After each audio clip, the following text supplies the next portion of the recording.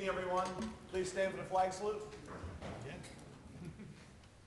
I pledge allegiance to the flag of the United States of America and to the republic for which it stands, one nation, under God, indivisible, with liberty and justice for all.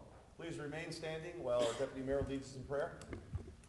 Lord, as always, we ask for your guidance and that you give us wisdom and patience as we discuss matters that affect all the residents of Brigantine. Amen.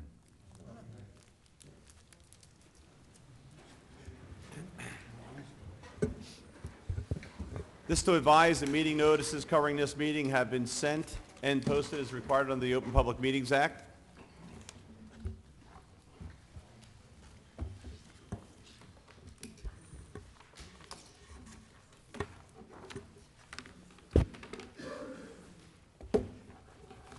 First order of business is the approval of the council meeting minutes of 1/15/2014. There's a hold on that? Can we table that, the vote on that, those minutes? There are some errors that were found, and I think it's best to go over that document in its entirety before we approve it. Okay, since we're dealing with minutes that are from January, I don't think another 2 weeks will hurt. There's been a request to table that. Is there agreement on that? Mm-hmm. Okay. Yeah, I think there was some error. There was an error in the Okay. minutes. All right, we'll table it for this meeting and bring it back at the next.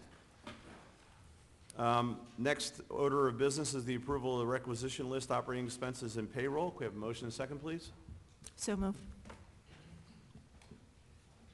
Any discussion? Okay, seeing none, could we have roll call, please? Simpson? Yes. McClay? Yes. McCarty? Yes. DeLucre? Yes. Palilla? Yes. Hearn? Yes. Mayor Gunther? Yes. Motion carried. Okay, I want to change the order of the agenda just briefly to recognize National Public Works Week.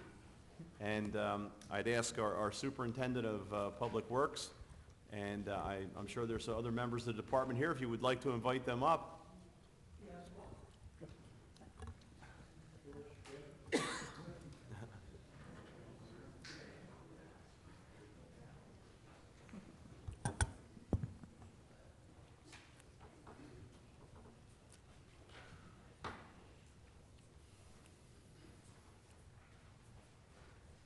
I know it gives me great pleasure to recognize the members of our Public Works Department. And this is a proclamation that recognizes the public works services provided in our community are an integral part of our citizens' everyday lives. And whereas the support of an outstanding informed citizenry is vital to the efficient operation of the public works system, and programs such as water, sewer, street, beach maintenance, public buildings, recycling, solid waste, and collection. And whereas the health, safety, and comfort of this community is greatly depends on these facilities and services, and whereas the quality and effectiveness of these facilities as well as their planning, design, and construction are vitally dependent upon the efforts and skill of the public works officials, and whereas the efficiency of the qualified and dedicated personnel who staff public works departments is materially influenced by the people's attitude and understanding of the importance of the work they perform. Now therefore I, on behalf of the entire City Council, do hereby proclaim the week of May 18th through the 24th as National Public Works Awareness Week in the City of Brigantine, and I call upon all citizens and civic organizations to acquaint themselves with the issues involved in providing our public works and recognize the contribution which public works officials make every day to our health, safety, comfort, and quality of life. And I know I speak for all of council when we recognize the outstanding job that you do. Much of it is behind the scenes and at hours, many times when people don't see you. You start early and you finish late, and you're out there in freezing weather with water main breaks, and also recognizing the great service that you provided during Superstorm Sandy and the subsequent cleanup, and also keeping our utilities up and running after that event. I want to recognize the men and women who serve in that department and thank them on behalf of the citizens of Brigantine. Congratulations. John?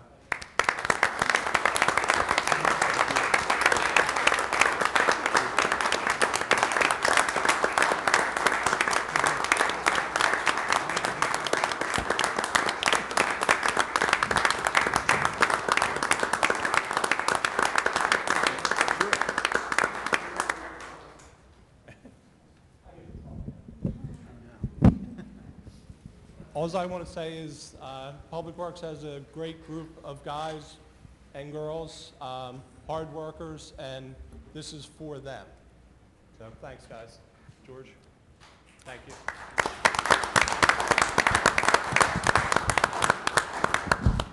And one of the jobs of Public Works will be to frame the proclamation. That's Shark Park. Absolutely.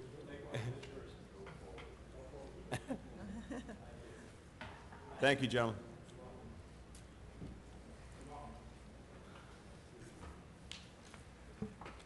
Okay, we move the resolution. Fred, would you like to do the resolution from executive session now? Yes, Mayor. Okay. We need a resolution to enter into a mutual agreement. That's correct. In executive session, the mayor and city council discussed a matter of potential litigation, that is TNT Commonwealth Construction versus the city of Brigantine. I say potential because it has not actually been filed. However, there is a claim, and that claim has gone to mediation.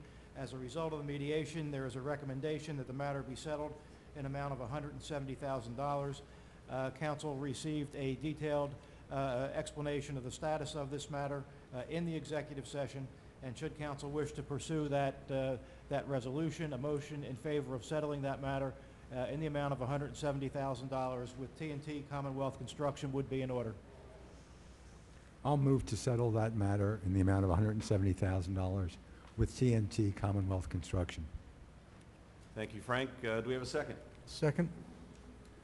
Okay. Any discussion? Yeah, I would think the public should know that the majority of this money, if not all of the money, was for work change orders. The TNT had requested considerably more money, and council felt that this was in the best interest of the city. We felt that it was a little bit less.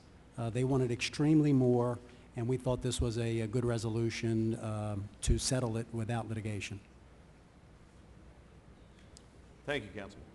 Any other comments? Okay, seeing none, could we have roll call, please? Simpson. Yes. McClay. Yes. McCarty. Yes. DeLucre. Because I think our attorneys did an exceptional job without being given the ammunition they should have been given in order to handle this claim, I'm going to vote yes. Palella. Yes. Kern. Yes. Mayor Gunther. I'm voting yes. I concur that our attorneys did an excellent job in this matter, and they were able to base their case on the information that was provided by our city engineer, Ed Stinson. Motion Yes. carried. Motion carried.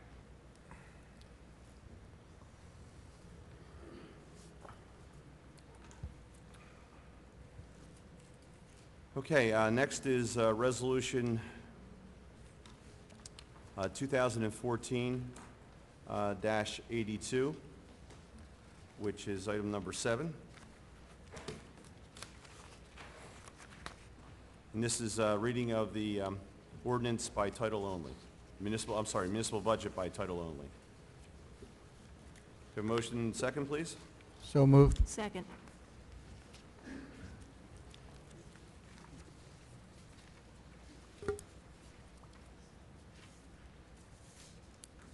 Okay, could we have roll call, please? Simpson.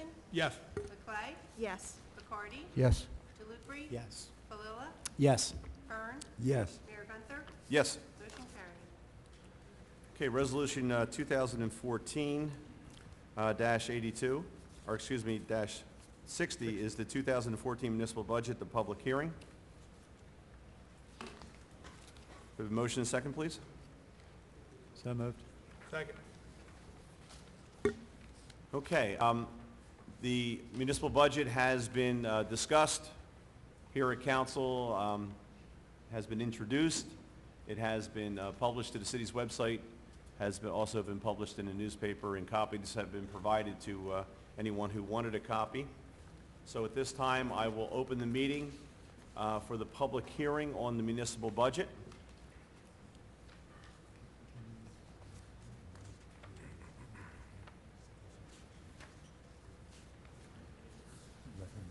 We can, yes, we can do the presentation first, and then at that point, we'll have the public comment after the presentation. Our auditor, Mike Cicero. Good evening.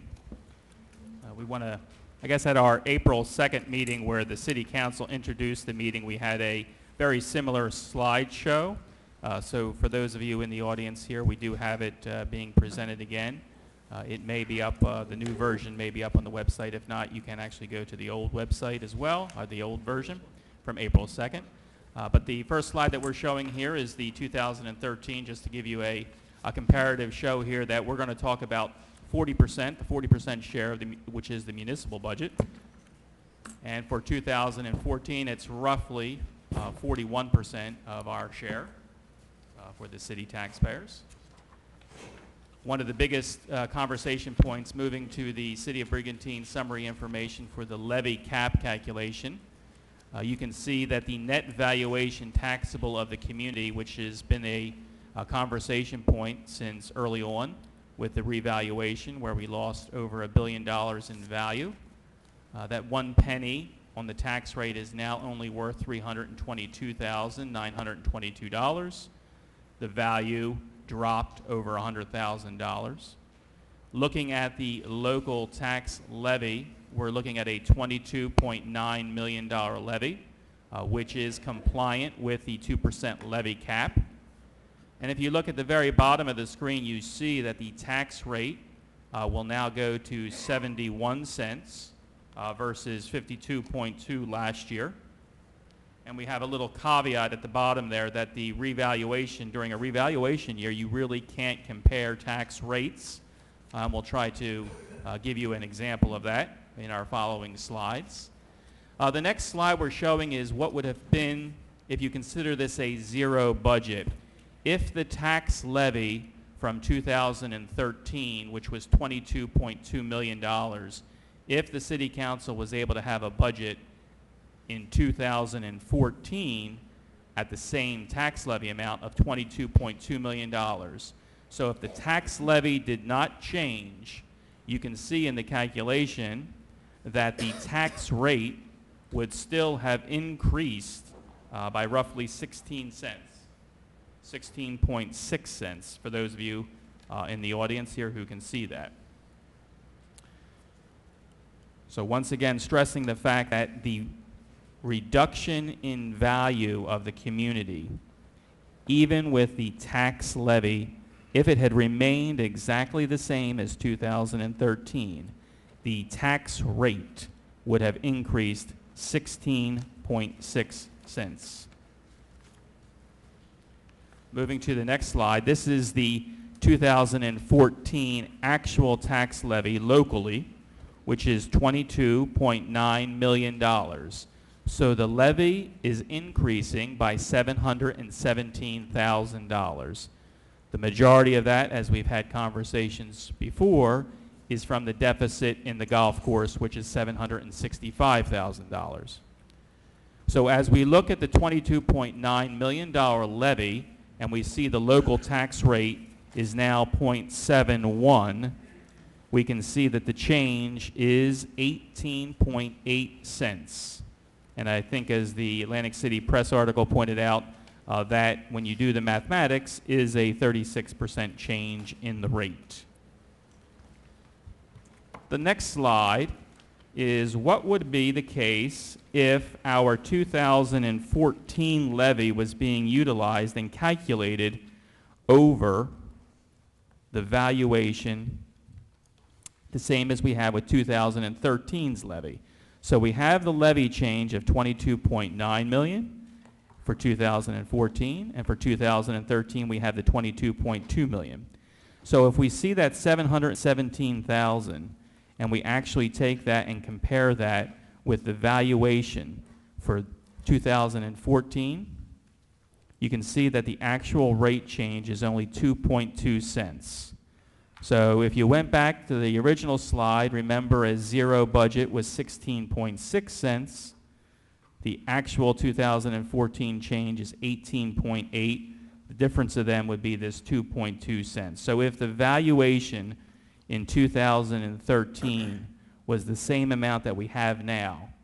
So the revaluation, let's say it was done in 2013, the value would be the same, and you're actually looking at a 2.2 cent increase. That's the best way to compare how this budget is impacting the average individual. We do recognize that there are certain property owners whose valuations did not decrease. We understand that. But in this case here, you have a situation where you have a increase in the levy of $717,000, and the actual rate change would be this one with the 18.8 cents. But the theoretical increase is 2.2 cents. We've chatted previously about the surplus. We're using $1.4 million in surplus. We're continuing to utilize that in the current fund. We have surplus that we're utilizing in the water sewer utility, a portion of that to help balance the current fund budget, and a portion of that to balance the operations in the water sewer. Moving quickly on to the golf course. Once again, previous conversations indicated that the surplus available to use is only $2,000 because of our prior year deficit. We ended last year with a $187,000 deficit, and we do have to raise the $765,000 in 2014.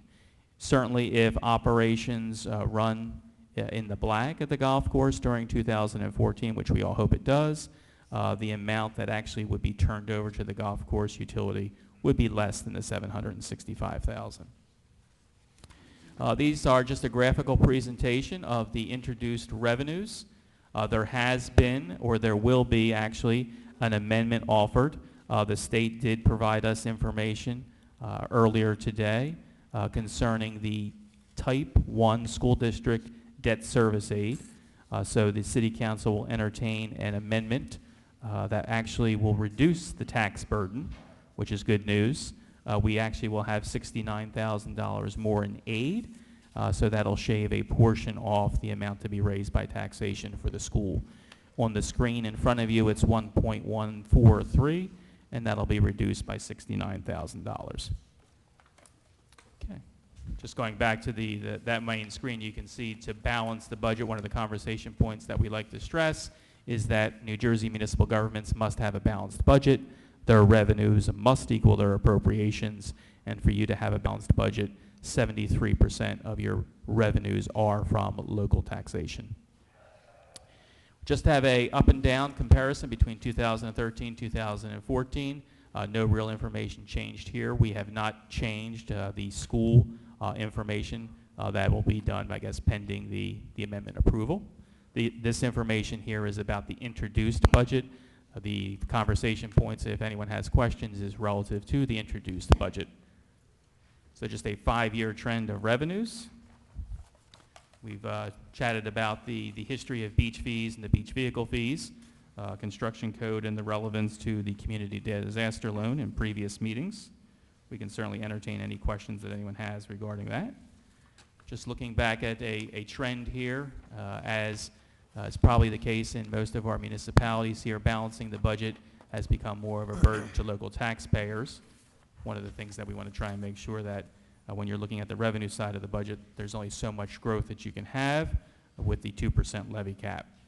Moving quickly to the Brigantine introduced budget for general operations. You can see that the general operations make up the majority of the budget, roughly 75%. Debt service is our next chunk there at the 12%. You ask what makes up the general operations?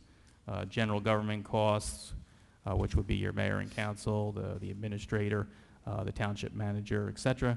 You have land use, insurance is at 11.3%. Then you can look at the police, public safety. We have public safety other, public safety for police and dispatch, public safety for fire. When you have a full service community like that, not uncommon to see the public safety being the bulk of your budget operations at that point in time. So just showing how on the next slide here, a breakdown of public safety, that the police and dispatch make up roughly 56%, and the fire department almost 43% of the public safety budget overall. Moving on to just a comparison between the 2013 final and the 2014 introduced. As the CFO and the township manager put together the budget, there were some changes in here, I think reductions in personnel, and you have some up and down, and they'll be able to answer some of the questions relative to any specifics as to why some of these items did change. Looking at the comparison, one of the questions that is always asked is what makes up the majority of our budget, and it certainly is salaries and pension costs. So when you look at a history between 2013 and 2014, in 2013 actual was roughly 54%, and for 2014's introduced budget, roughly 56% is made up of the salaries and benefits for the employees of the community here. Okay, moving to a 3-4-year scenario showing you the trend, 58, 59, 54, and 56%.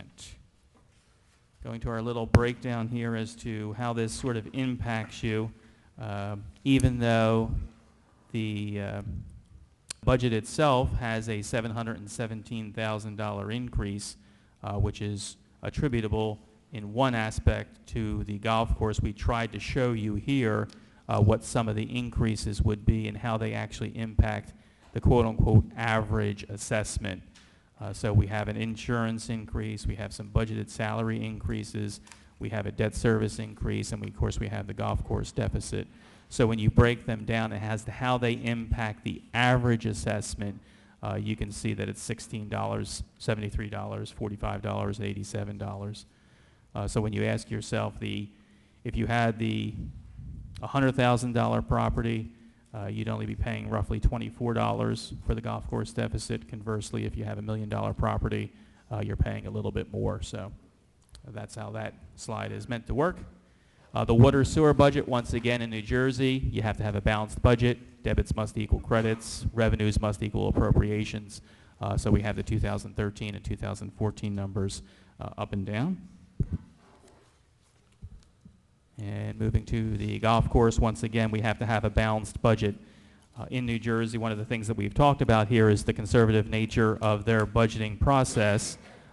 Clearly, because we're on the cash basis, we did not bring in enough revenue in the golf course in 2013 to have a balanced budget on our own in 2014, and therefore we need $765,000 from the current fund, which is the taxpayers, to help balance the golf course budget.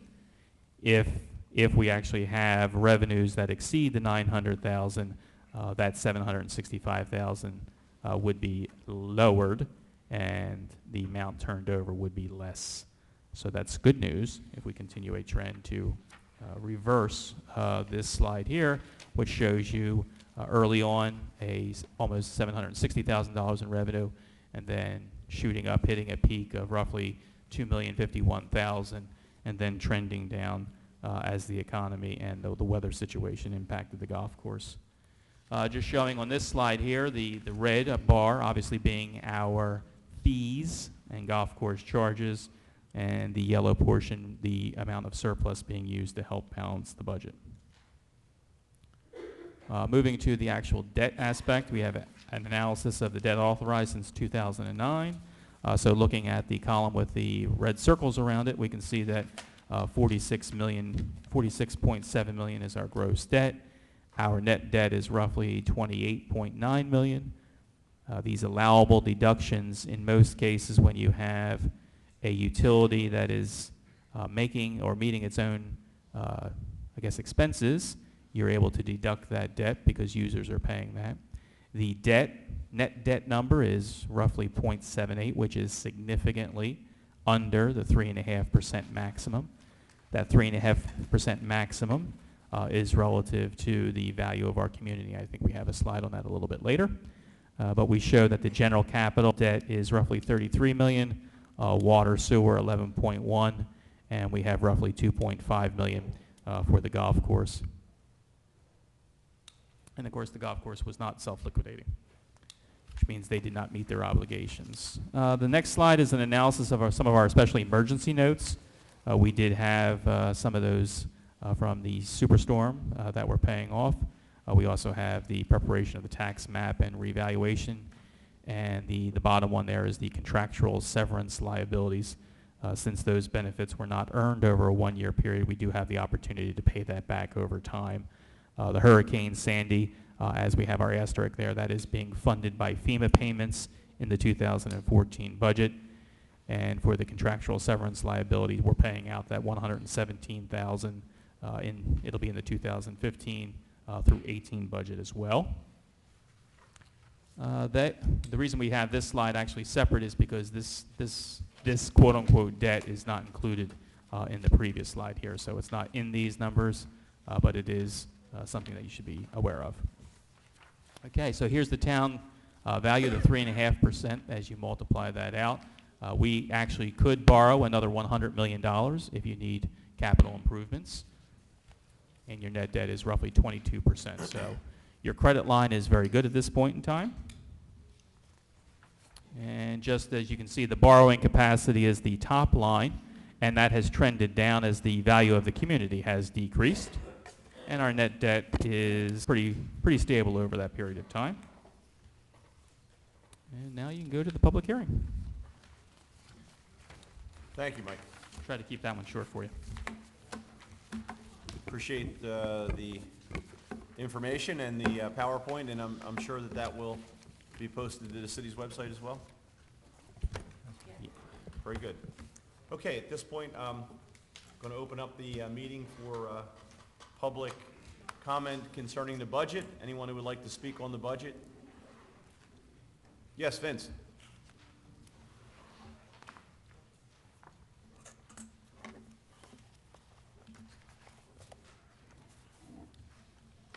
Wants to remind everyone speaking at public comment sessions that there is a 5-minute limit. You need to state your name and address for the record, and the clerk will let us know when you get to the 5-minute phase. Sure. Vince Sarah, 912 Saracen.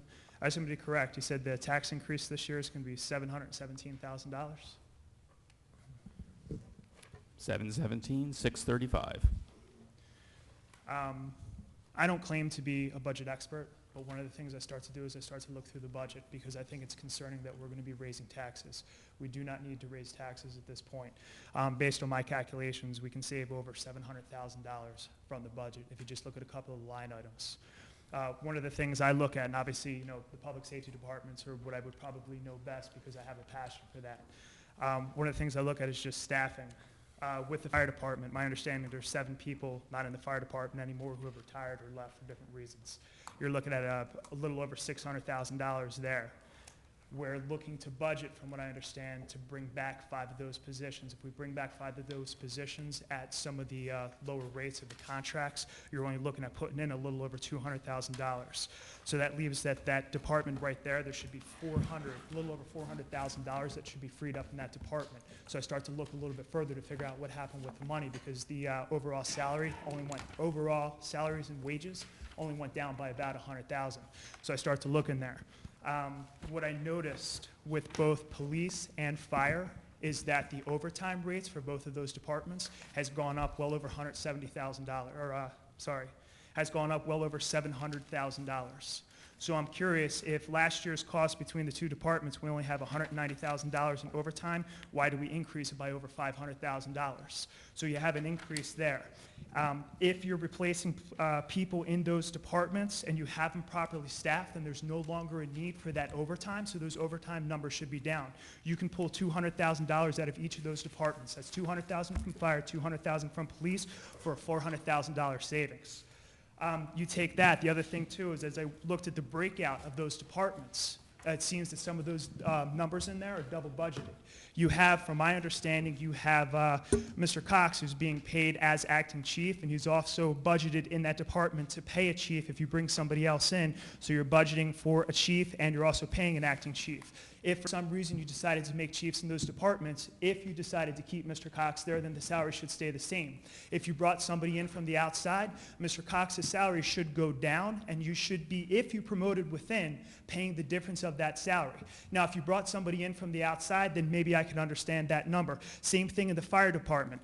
Right now, according to a PERC ruling, my understanding is that every time a captain runs the department, he's actually making acting chief pay. So instead of if you promoted somebody within and paying the difference, which I think is about $14,000 for one person to act in that role, we're paying four, that's over $50,000. You start to add up all these numbers between overtime, between paying the different chiefs and doubling up on chiefs, and you come out with a number over $700,000. And one of the things I want you guys to do is start to reconsider this budget, because we're talking about $717,000 right here. Here's two departments right here where the numbers don't add up for a savings of over $700,000. So I would really like you to reconsider this budget before you even consider raising taxes. Excuse me, Vince, could I ask you a question?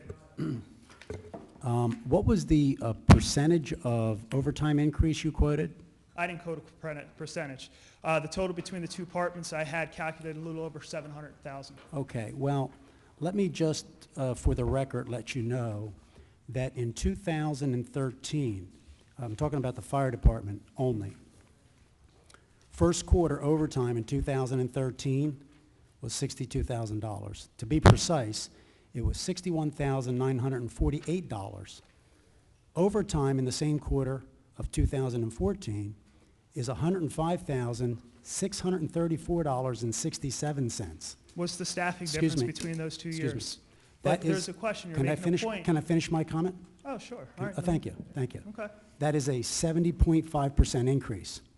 And if you want to Tony, get you into... have to look at the total overtime for Phil, 2013. The Phil, fire department was Phil, $90,000. Phil, It's Mr. $439 Sarah in came this up here budget. as making rapid fire claims, and I want to ask a question. I just asked Right. my question, and I wanted to make a point so that the public understands that you can throw numbers out there, Right. but are they real numbers? Well, And that's- so I wanted to make a point Go ahead- about go ahead and that make a point. specific item.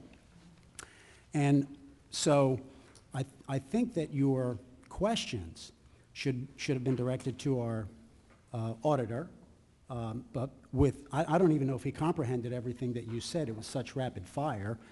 But I do, because there are a lot of people getting on the radio and making claims about 400% increases. And I want the public to know that so far in the fire department, and yes, we are down people, and my recommendation is to hire part-time people, okay, that are not getting benefits, but that's a different story.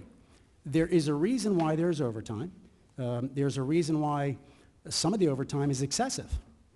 And, you know, that's because of different circumstances, which I don't want to get into, but I want to make the point that the difference between the first quarter of 13 and the first quarter of 14 is 70.5%, and it's approximately $46,000. So I wanted to make that point, and I want to make sure the public understands that. Well, let me make sure the public understands this, unless the numbers that I've been provided are not accurate. Overtime in the fire department in 2013 was $90,234.99. That's for the entire year. For the entire year. Right. Right now, we're talking about facts. We're Right talking now, about well, quarter to Tony, quarter. let me finish, okay? I'm going to tell the whole story, not just a quarter of the story. The whole story is that overtime budgeted for the fire department in this year's budget is $438,400. So that is 400% increase. Well, it doesn't mean that we're going to use it. Well, that's what's budgeted, and that's what taxpayers are going to pay for Well, I in think the it's budget. a So- prudent thing to do for a auditor to make a projection, but it doesn't mean with the right personnel. and Am I the right- correct, though? Is it $438,400? It's in the budget. It's in the budget, It's in exactly. We're comparing quarter to quarter. No, I'm comparing year to year. That's what the Well, budget you can't is. compare something that hasn't taken place yet. Well, the overtime, the reality There's a difference is- between a projection and an actual side-by-side comparison of quarter to quarter. And you know, Okay. normally this is how you you compare things. No, you don't. You compare your tax bill based on what you pay for the entire year. You may pay it quarterly, but it's based on the amount of this budget that's approved tonight. It's not based on a quarter. It's based on the entire budget. Okay, I think we can get an explanation here. I have a question. I have a question for the interim public safety director. Could you explain to us, and maybe it'll answer everyone's questions, what has caused the significant increase in the overtime budget for 2014, particularly the fire department? Let me just clarify one thing. The 2013 overtime budget was budgeted $90,000. What was actually expended was $136,000. 611 was budget 90,000. I can only go by the numbers I was given. I understand, so I'm just Right. trying to use up the facts. I'm not sure where the other information came from, but it's $136,000. The issue of the overtime, it's complicated. Obviously, as has been pointed out, there's less staff, and as the mayor pointed out last meeting, less staff sometimes means more overtime. Clearly, that's the case here. But when you look at the 2014 overtime issues, a couple things play into that. First of all, there's a lot of training going on that has to happen. The training consists of EMS annual, biennial training that has to be paid for. That number there itself is almost $25,000 in overtime. The other issues that play into that is there's other schools that had to go to. Without going through line by line, there's about $49,762 in overtime so far this year, to include getting the firefighters to Firefighter 2 certification, which is something Chief Hall had put in place and got an AFG grant for. So a large portion of that money is going to come back to the city. The other thing that's played into it is obviously the Polar Bear Plunge was a couple $1,000s. The hockey tournament was, those things are all cost money that was not budgeted for or not accounted for prior. Obviously, the winter storms took a hit. The captains are tasked with staffing what they believe are needed for emergency situations. Based upon the overtime they called in, because they felt the need for it, that was almost $15,000. Again, that was not planned for. Nobody knew it was going to be 5 or 6 storms. So that number there alone is $53,000 plus the $15,000. So year to date, we have spent $160,639. 160. $160,639 as of April 24th, overtime pay. Okay, Mr. Now, Chowder, can I ask a simple question? Okay. If we had additional firefighters, would the overtime be the same? Well, let me finish my first answer. Okay. And I get to that one, perhaps I answer that one. To go back to Mrs. McClay's question, there's a lot of issues that play into that, to include collective bargaining issues. There's things that are in collective bargaining that we can't control. The issue of allows certain members to come in when certain members are out. Obviously, to go back to your question, was to be as much? No, of course not. But there's things in the collective bargaining that the city can't control. Then that's part of the negotiation process.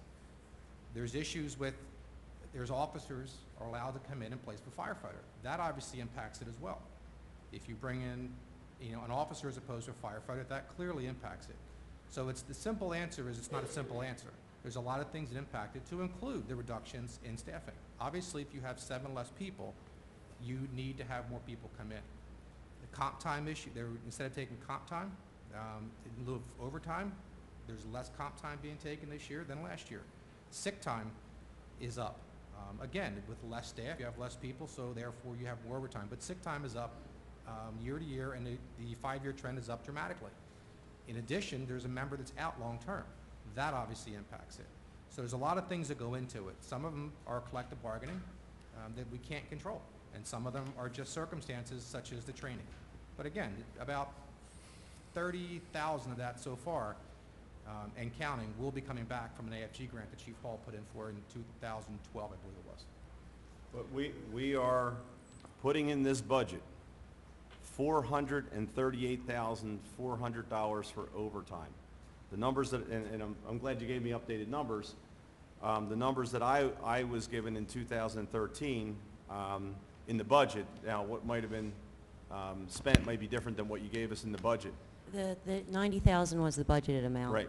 And then transfers happened at the end of the year, and they overexpended the overtime amounts by the end of the year. So That's why but to go from $130,000, if we use that number, to $430 in overtime, I think everyone would agree we got to find a better way to do this.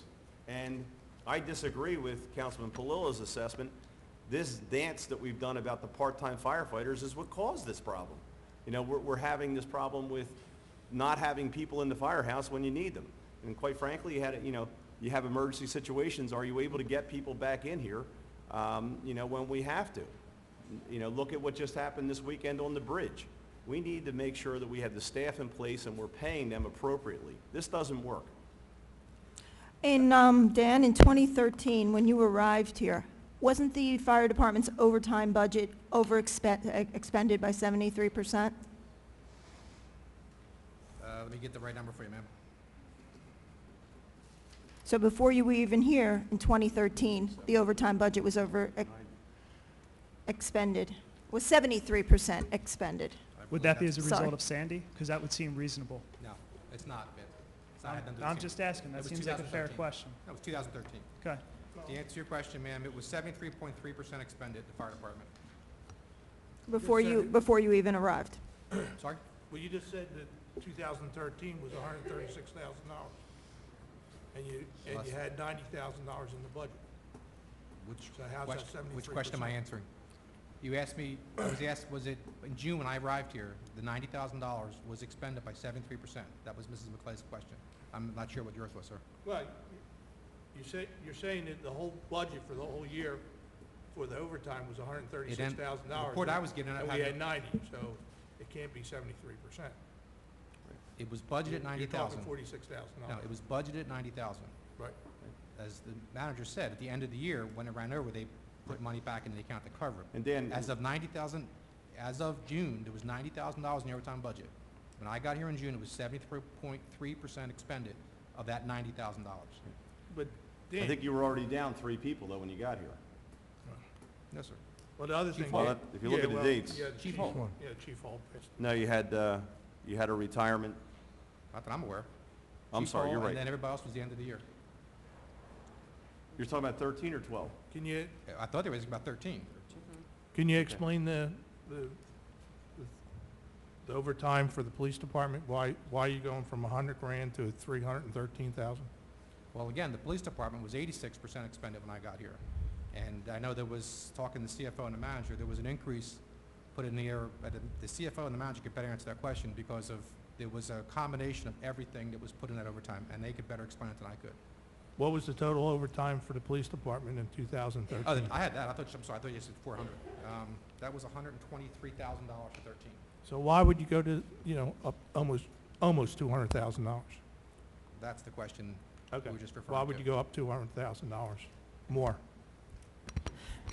In the police overtime budget, there was extenuating factors, and I put it in the overtime line item. We have an outstanding legal lawsuit that I have no idea what that's going to impact on the township. They're in contract negotiations. I have no idea what that's going to impact. We have officers out long-term, which then increases your overtime overall. And are we hiring additional officers to cover that, or are we just going to pay the overtime? So I have to be prepared to cover everyone's salary. Okay, well, the manager should be answering his questions, I guess. Well, actually, the CFO did the projection, so I wanted her to tell you where the projections came from. But the reason that the overtime's projected at that amount is the reasons that Peggy used to come up with those numbers. But in addition, you have to realize that the police has different categories. It's the police, it's the dispatchers, the crossing guards, and things of that nature. What we're trying to do is, the projection of overtime for this year, we're trying to do things both in the fire department and in the police department to reduce those amounts. That can go through, as the director said, through the contract negotiations. But we've also done other things with the dispatchers. We were using overtime. Now we brought in per diem people to address some of those things. So hopefully those overtime amounts will decrease by the end of the year. Also, I believe that we're bringing in Special 2 officers for the first time in a couple years to hope reduce some of the overtime expense that was projected as well. So we're hoping that they'll reduce, but right now the projection, what the CFO came up with all the things that she just mentioned, that's what she's feeling that we may spend by the end of the year. As Councilman Puella said, even with the fire, things we're trying to do with that is reduce the cost of the salary and wages by having the part-time firefighters. That budget did account for the retirees. All of their salaries were taken out in that calculation. Right. What And was I look- placed in is 5 firefighters at Right. full salary. Hopefully, we'll be able to supplement some of these full-time salaries with part-time, and that overtime expense will go down as well. But right now, with the contracts open, they're not being settled at this point, we have to look at it that we might have to pay that amount. We're hoping that's not the case, but that's a possibility at this point. So we this is the- budgeted this- last year for $190,000 in 2 departments for overtime. Now, this year, we're budgeting $751,000 plus. I think That's not that's just, extreme. that's not just for overtime, though. Yes, it is. Well, Well, it's no, budgeted in the overtime line. Yes, it is. right, but 438 and 313. But when you look at the total fire salaries and wages for 2014 versus 2013, the increase is only $122,000. So the classification that they have broken down is just, I would say, temporary, because those are not the legal line items. When you look at the total fire salaries, it's roughly a 3% increase, and it's only $122,000. So yes, one category may be elevated. In this case, it's the overtime. But if you look at the other line items, then they're obviously been reduced proportionally, and your total increase is $122,000 for fire and roughly $362,000 for police salaries. But So you have to look at the totals and Well, not we're- just the sub-accounts. Right, Mike, but you know as well as I do, is when you're running the business, that's the first thing you look at, overtime. You don't want to keep on throwing money at overtime. You get enough people in there to do the job and do the job properly. And, I think $751,000 is, especially when you already have in the budget, you have 5 new firefighters already planned to be hired. And Councilman Plill says that we're going to talk about part-time people too. I don't know if that's in the budget or not. We have that in the budget? Well, I'm sorry, what did you say? Do we have the budget, part-time people in the budget too? No, the part-time people are not. The way we So how are we gonna hire accounted it for up? it, we accounted for it at the more expensive version of hiring 5 full-time people at starting salaries. And does that include Fire Academy? well, No, this is the hires? this is just their, this is just Payroll. their salary. maybe I'm not getting this, but you had $666,600 in retirements. You have $250,000 in new hires. So where's the difference in that money? With Where's the that fi- reflected in the budget? In overtime. Yes, it's in overtime, and if you look what the director had said, what's our overtime to date for the first quarter of 2014? For the fire department, it's, Can't hear you. for the fire department, it's $160,639, and that's as of April 24th. So for the That's when first payroll- quarter, we're over the whole last year. Correct. Basically, Well, we- again, sir, but backing out, the fact that the training. the How much 53 was the total training? 50, give me one second, 53,000, I believe it was. So basically $110,000? No. Yeah, no. $49,000, and then it was the, the other issues. 15? I'm You said sorry? 15?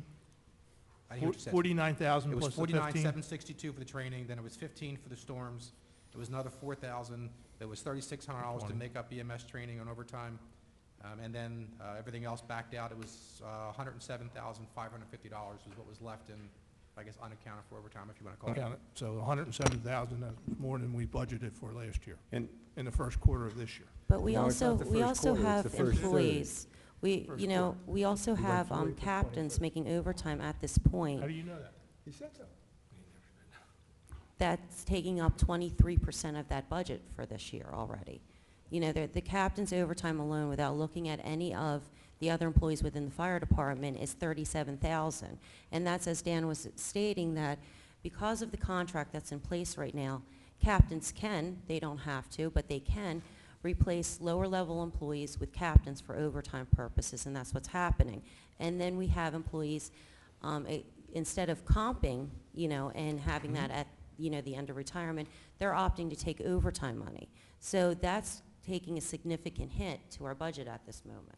But the logic here, we got a plan right now that's not working. So what we're going to do is we're going to throw more money at it to make it work in the subsequent year. Doesn't make any sense. If we only spent Are you with talking the about- with the old budget and all the other people in place, if we only spent $90,000 in a year and we're projecting to spend $438,000 in this year with less people, how's that work? But And it's behaviors something have that needs to be changed. looked at. Behaviors have changed to account for some of that.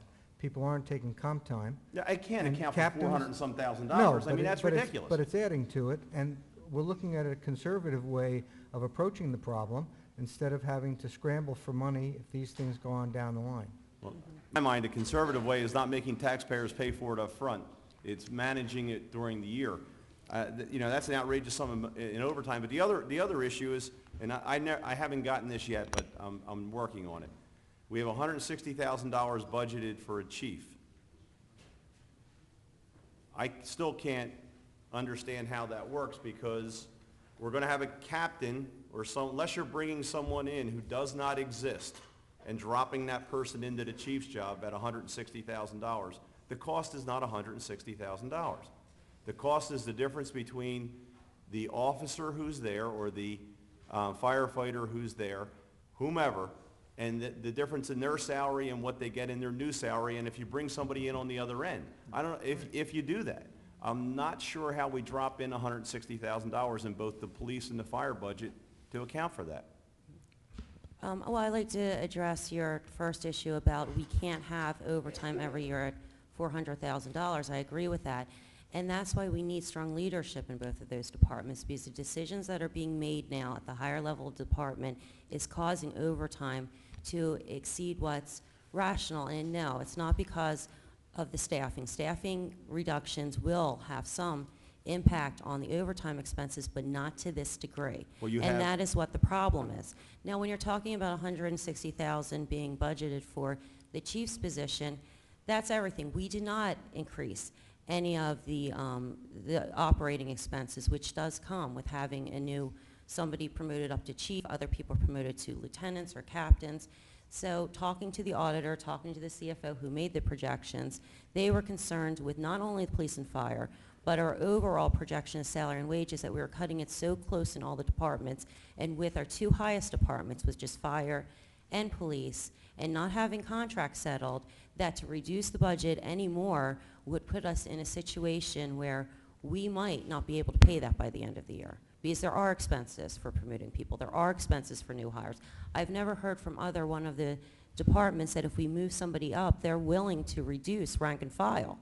When we start promoting people out of rank and file to put them into administration, they never said that they're okay with less people on the streets. So Jennifer, we you already to have look at reduced that. rank and file. It's already done. So- Right. By attrition. By attrition. And you're saying up here that you think we should replace them all. Well, it's cheaper to pay 5 new firefighters than to pay $400,000 in overtime. 5 new firefighters in this budget is $253,000. If that would settle the problem, I would do it, but that would not settle the problem And is until we there have different ways that the staffing and the overtime's being managed. Jennifer, how would part-time Who's in charge of firefighters help reduce the overtime? Officers in charge. How would part-time firefighters help reduce the overtime and salaries and wages costs? They're just less expensive. You know, as we all know at this point, full-time employees have both pension expenses, they have health benefits, and that carries on, at least the pension, for many years afterwards. But just even initially for the year, let me see, I think it comes down to about $40,000 per employee per year if we were to replace a full-time firefighter with part-times. And that comes from, the analysis that you received earlier in the year, not accounting for any new hires. So the And how many hours would they work a week? They would they have to work under 30 hours a week not to be eligible under, the state's pension, and then, also there's the Obamacare concerning health benefits. So I with the find two, it interesting. Actually, I'd like to with the jump in a second. Hang on, I $253,000 don't to mean be replace rude, the but I've been standing up firefighters? here for about 15 minutes. Excuse I me. know this is public comment, and I would actually like to be able to comment. One of the things that I hear is that, we're talking about these ideas about saving money, but in the midst of trying to save money, we're still charging the taxpayers top rate. That seems very unreasonable to me. If there's a plan in place to save money, why are we then charging taxpayers the absolute worst case scenario? To me, seems unfair. I'm sorry, Mrs. McClay, you may go. Jennifer, in the salary and wages, you're projecting for 2014 budget, $253,000 to replace the firefighters. That's, you said 5 full-time, but that could possibly mean part-time, full-time combination. So there is a plan to replace the firefighters. Right, There's with there's part-time obviously no plan, firefighters. because we would have seen a plan, and to be honest with you, I'm really disappointed that Well- the only thing we're going to do is increase, overtime, and at the same time, we're paying more and getting less. You're getting less service and paying more. It makes absolutely no sense. So, I can't, the numbers in public safety don't work at all. Don't work at all. as far as I'm concerned. How are we getting less if the hours are being filled, even though it's being filled with overtime? How are you getting less? You're requiring people to work overtime, you're paying an additional, but you're also, you're depending on a recall system that's requiring additional overtime. So you're bringing people in a crisis situation on a recall basis, because you're understaffing what's there, and you have a built-in overtime with the fire captains right now. You got $52,000 that you're spending in acting captain's pay. Chief's pay. Or acting chief's pay.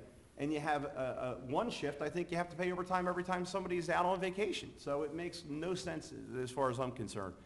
And also, are firefighters allowed to put in for comp time? They're allowed to do that? They've been doing Yeah. it for years, apparently. Yes. No, but are they allowed to do it right now? Yes. Yes. Okay. But if we're gonna talk about a plan, we're gonna talk about part-time firefighters and everything, we just talk. We don't do anything about it. It's not even in the budget. There's no budget for part-time firefighters. You just said that, Jennifer. No, I If you're didn't- gonna have part-time firefighters, you're gonna have to put it in the budget, and we're gonna have to do it. I No, mean, because we're going through the interview process, and I'm not sure at this point how many of those 7 positions that I can fill. So what's the conservative approach, and, you know, the auditor can stand by me, is that you put in what the worst-case scenarios is, which would be 5 full-time. I'm hoping to reduce that, but I need to see who's qualified. Right now, they're still getting background checks, and what process are we with the part-time The firefighters? police department is doing backgrounds on the applicants, the resumes. There's 7 backgrounds, I believe, that are being done right now. Hey, Mike, One phase or another. Mike. I Is that have just one- police or I- fire as well? That's just part-time firefighters. Oh, part-time The police firefighters. department's done. The Class 2 and the Class 1 are done. So when those background checks are done, if they qualify, would we be in a position to implement part-time firefighters to work with the full-time staff? The next phase of that process, and I solicited input from the fire department a couple weeks ago, is to have, there's a process they already have in place for full-time hires. It's a physical performance test. There's different various aspects of the fire service that they have to do. The plan is, once those folks who get done the backgrounds, and the ones who are going to move forward, would then put that process. And again, I solicited input from the fire department a couple weeks ago, so we'll. Okay, so if that were to happen, once those background checks are done and they're hired, that would immediately stop the excessive overtime in that department? It would take about a month, Okay. give or take, because the people that are being backgrounded right now have, in some cases, several years of experience, some cases 3, which was what we look for, the minimum. So the train-up time, my expectation would not be, the need is, some of the full-time hires have little experience, so you have to get trained up. The train-up time would be less. My anticipation would be about a month, Okay. and then So go from there. I have 2 questions for you. Yes, sir. So in fact, we do have a plan, Yes. and in fact, by implementing this plan, it would reduce the overall cost of that department moving forward year after year, which would be savings annually in that department. Yeah, on the long term, yes, sir. Thank you. So the theory is we're going to pay 400% more because taxpayers are going to pay for this. It's in your budget, so it's going to be part of your tax bill. You're going to pay for an increase in overtime, and with that increase, you're going to hopefully receive some savings somewhere down the road, and with this grand experiment, we're going to see whether the service remains the same. It makes little sense to me from an operational sense or from a budget sense, and I have to ask our auditor, have you seen this kind of increase in overtime in any of the other towns that you've done? Once again. And you know I'll check. Well, that's fine. I would once again stress the fact that the total line item change is the $122,000. So the classification is less important because you're looking at the total salaries. That's the line item that goes in the budget. And as the city manager and the CFO have done their projection, they need to make sure that they have enough funds in place to hire the staff that you have and pay the staff that you have. So the issue with overtime classification versus the full-time person versus the part-time individual is moot. It's really a comparison of the total between 2013 and 2014, and it's not a 400% increase or whatever numbers they were. It's a 3% increase at $122,000. Well, let me So ask there you are some towns that may have a very high overtime line item, such as you, because you may not have replaced individuals enough. The contracts that have been awarded in the past by previous administrations may have been loaded with opportunities for the employees to receive quote-unquote overtime pay. So as we've gone through and seen from 2008 through 2014, more realistic contracts being awarded, you would expect the quote-unquote overtime amounts to come down. So as they work on the contract and make other appointments, then the overtime should, in theory, be reduced. But they need to be able to budget it. Well, Mike, let me ask you this. If you were to budget in this area $200,000 in overtime, what would the net effect be on the 122? Will we be less? Would we be in a decrease in this year's budget in the overall? If you're saying you want to remove $200,000 from the fire department salaries and wages, Yes. you'd be running a risk of not having enough funds by the end of the year to pay your fire department staff. As the No. city manager pointed out, If you reduce it from overtime, because you have their salaries in the budget. In fact, you got 5 new hires in the budget. So if you were to take out the $200,000 in the overtime, could that be a lower number in 2014 than what we had in 2013? could you repeat the question? If you look at your number that you just gave us, $122,000 Well, that's just increase. a straight-up comparison between Right. last year's budget So and if this we year's budget. took out $200,000 in the fire department overtime and left everything else alone, would we see the 2014 budget lower than the 2013? Well, yes, I mean, 122,000 less 200,000, that would be a Right. difference. Yeah, it would be So- lower. Is there anything wrong with reducing a budget line item? You can reduce whatever budget line item you want, but you run the risk of not being able to pay the bills at the end of the year with the salaries that you have. You Based have on these numbers, contractual. I'm willing to take that risk. I don't know if anybody else is, because I think they're When you inflated. when you budget your household budget, you don't budget for pie in the sky. You budget for the worst-case scenario. Well, I couldn't afford, to be honest with you, my household budget, If the I'm worst-case banking on a scenario. raise, if I make my budget banking on a 20% raise that I know I'm going to get because everybody's telling me I'm so great, and then it turns out to be a 2% raise because that's what management is giving this year, I'm in the hole, big time, with my spending. Well, And that's what this whole thing is about. It's about looking at projections that are realistic, not wishful thinking that's going to get us in trouble in the long run. no, budgets are based on, if you look at budgets that have been done, and go back historically, and I haven't done this, but I'll go back and look. I don't think we've ever had an increase in our overtime over the years But you that we're seeing right now. But you may not have had the behavior among personnel. same that you- people. That They've they're behaving differently, Phil. They're not taking comp time as much. They're taking more overtime in cash. And you have captains coming in for firefighters when there are firefighters could be brought in to replace firefighters. Well, I think it's That's who- not happening. I think it's Well, you should whoever hire the shows up. firefighters. for No, it that isn't call. whoever shows up. Arrangements are made, You know and that. it's, yes. You know that guys say you go and because you make more. Not because you make more, but it's certainly advantageous when we have 3 captains who are amassing incredible amounts of overtime No, salary they're for amassing not incredible out. amounts of overtime because Not structurally, in- they no, have it's- to act as chief It's because we not, don't have no, a chief. no, when there's another captain in the house, a captain is coming in to replace a firefighter at a captain's salary when there are firefighters that are available. I You think know- you're making you an know that unfair that happens. assumption. I know at least one instance where it happened. So you're basing everything, all your decisions here on one instance. No, I am not But basing, I'm I just am, asking I you, am so that's what you basing said. it, I am basing it on behaviors that reflect in the budget that's accruing now. But what I guess I have an issue too is we sit here and we talk about this idea, if you don't have the proper staff and you're not putting people in place, then it's more likely that people at the top of the scale are going to come in. If you did replace those positions, you can have your own opinion, I No. can have mine. I'm But telling you, I'm but ta- how come you I'm don't want to ta- hear what I I'm- have I'm to say? talking about Why are the- you so afraid to hear what I have to say? Speak. And thank you. You know, if you have people who are at top rate who are coming in, it would make sense to bring people in at bottom rate. But if you don't have enough people at bottom rate and you need to bring qualified people in, then you're limited on your choices. So that becomes one of the major issues. Improper staffing always leads to overtime issues. And I don't care how you cut it, I don't care what budget it is. You can either pay straight time at a lower rate when you have people there, or you can pay overtime rates when people get called in for duty. When you have 10 firefighters that are available for overtime and you have 3 captains that are available for overtime for the same slot, why is a captain predominantly coming in? Because there's a need.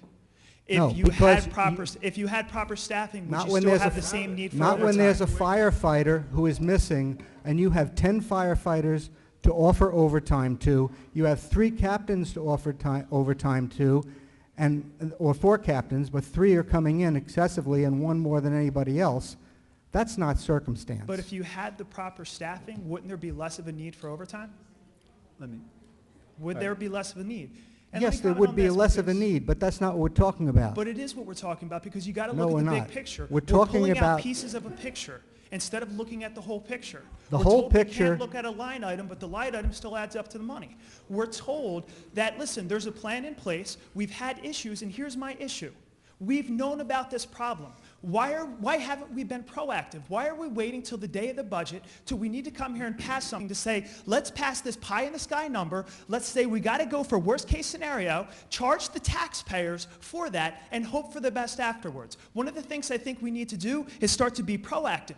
This has been what I've seen for the last year and a half that I've been coming to meetings, is that we have not been proactive, and we end up in a situation where we have problems.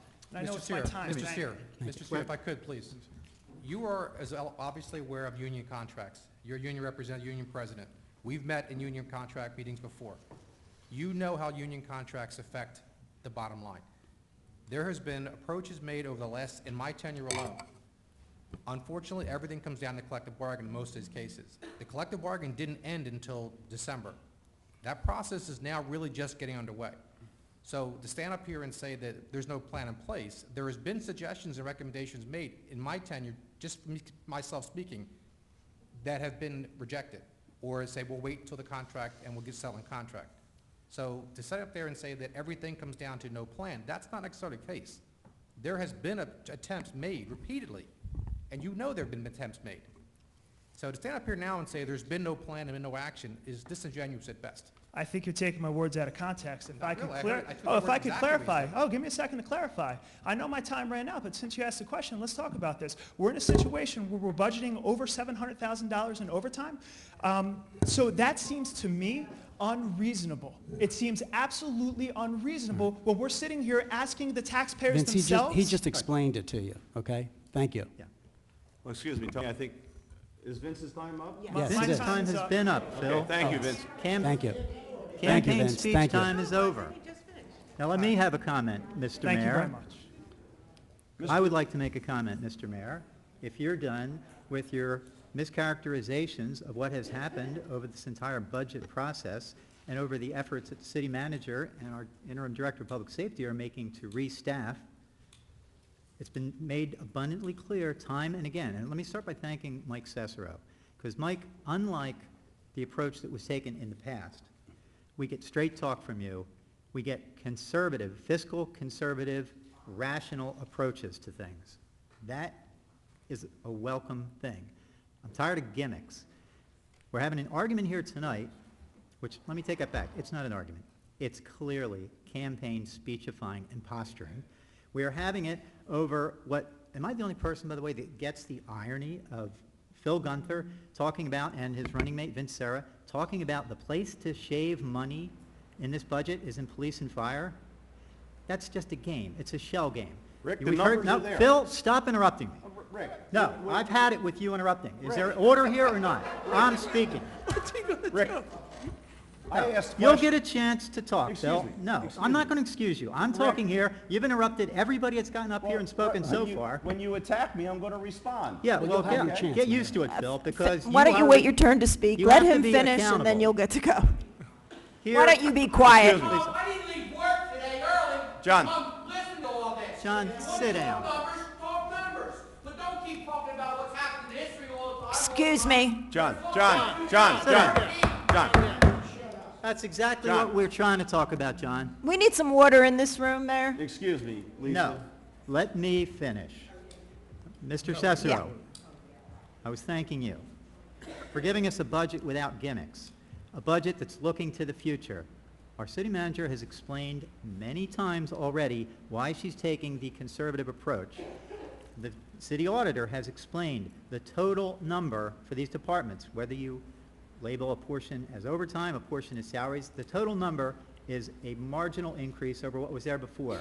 The city manager has not been wasting time. The city manager has been implementing a plan. These things don't happen overnight. The plan is to try and get some qualified part-time people involved in the fire department. There is a real cost savings to doing that. There's no question about it. And for reasons that have been discussed on many other occasions, I personally think it's a win-win situation because it gives an opportunity for already qualified people to become even more qualified to train within our department and to fill in, we would hope, the full-time positions that we know we're going to need to fill. You have overtime this year because this is a budget. You can't make assumptions that we're not going to need this money or that money when, as the manager has explained way too many times, she is making projections based on what she hopes to be able to do in terms of filling positions through staffing during the year. She is making decisions that are conservative decisions because we have open contracts in both the police and fire departments, which means that the terms of the old expired contracts continue forward. And they were, let's be fair, quite friendly to the workers. Be that as it may, she can't ignore these things. Our auditor can't ignore these things. If what we're looking at now, or the argument here tonight, is really just a rehash or a new version of last year's Simpson-Gunther budget, where what you guys wanted to do was take all the money from reserves, to take money from our... And we got crucified for that, Rick. Yeah, and you know what, Andy? We would have been killed if we'd adopted No, your you budget. wouldn't have, The Rick. auditor talked about it, Andy. You don't need me to prove that. The Now, all of a auditor sudden, told you us went this. from 700,000 down to $1.4 million. You doubled it. No, this year. 1.7 million down to Excuse me. 700,000. No. Guys, From we're talking about the surplus. surplus. The surplus is borrowed money. We borrowed that money, remember? Yeah, We and- borrowed right. money to pay And for so the we're reval. using We $1.4 borrowed money million to pay for the tax instead of appeals. $700,000 last year when me and Phil asked to take a little bit more out of the surplus. Oh, no, that's borrowed money. So now this year, I guess it's not borrowed money because we took it from 700 to $1.4 million. That's doubled.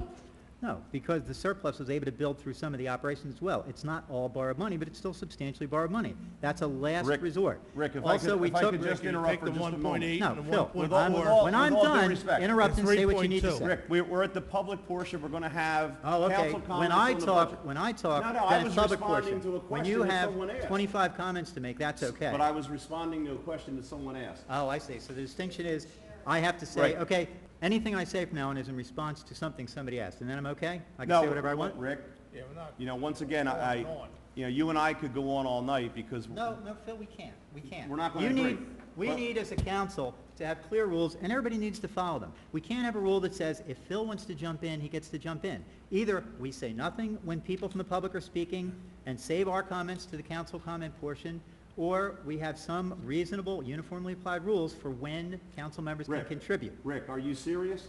Yeah, I am No one serious, Phil. speaks more than you do. Phil, okay? I got news for you. And- I've had and- people time the meetings, Well- you got me beat. Well, I probably do because I'm running the meeting, and that's the job as the mayor. And someone asked me a question, I'm going to respond to it. If someone comes up and asks a question of Councilman DeLucre, you can respond to it. All right? So at this point, we're in the public portion. Anyone else want to speak on the budget? Anyone else? Yes, Mrs. Phillips. Here we go.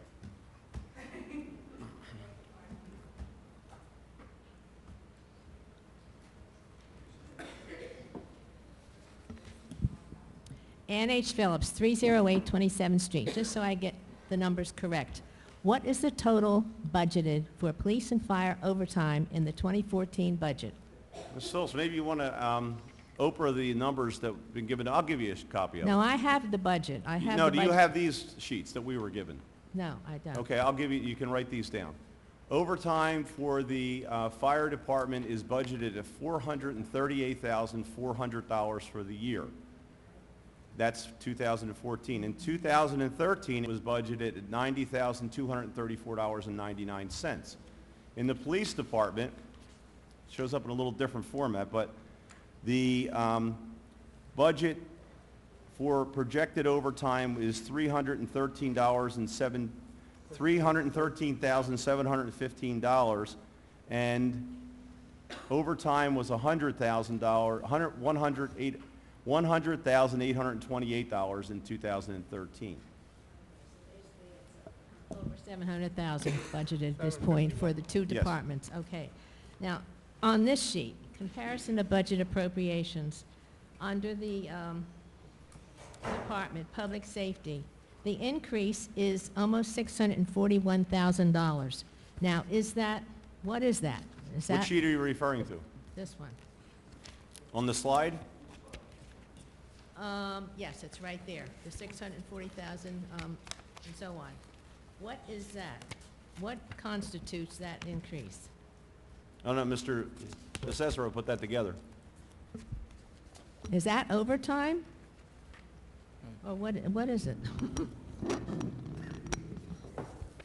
Public safety. The public safety increases include a new department for the director of 95,000, other expenses for the director's department of 10,000, fire department salary and wage of 122,000, and I'm just going to give you round numbers. Okay. The O&E for fire is an increase of approximately $50,000. The police department salary and wage is $362,000. Other expense is $4,000. Emergency management is a decrease in the salary and wage of $2,000. Okay, but most of it is not overtime then? No, That's it isn't. included It's a already in this. combination. Pardon me? It's a combination of O&E and S&W. Other expense and salary and wage. Okay, so most of that is included in the, in that 9 million. That's under 2014 in the introduced budget. All right. The mention of contracts have been mentioned, and my question is, and I've looked at some of the examples of overtime that were placed on the table, what do the contracts allow in terms of the use of overtime? Because it sounds to me as though there are abuses taking place, but no, they are allowed. No. Is that correct? They're allowed. Everything that's happening is allowed. Nobody's disavowing that. Okay, so But it's Mayor being allowed Gunther, to an extreme. you were on this council when those contracts were approved, and all this was in there, and now we are facing the results of those contracts, and the fact that they're still Well, Mrs. open. Phillips, the test is go back and look at what overtime was in 2012, what overtime was in 2013 when those contracts were in place. They weren't $400,000. So the number was not that amount. So obviously the contract is part of people under contract are allowed a certain amount of overtime. That is allowed. And the same people, minus 7 of them, are in place in the fire department, and overtime is through the roof. I don't think you need a mega analysis to figure this out. You have less people, you have more opportunity for overtime. It depends on how that overtime is used, and evidently the uses that are now taking place are allowed in those contracts. Right, but let's look at the bottom line, the numbers. Let's look at what we're dealing with. You're going to be taxed on $439,000 worth of overtime, and how do you feel about that? I don't feel very good at all about the overtime situation. It is a problem, and I think it's a mix of different factors, and the contracts certainly play a part in this. Do you think the staffing plays a part?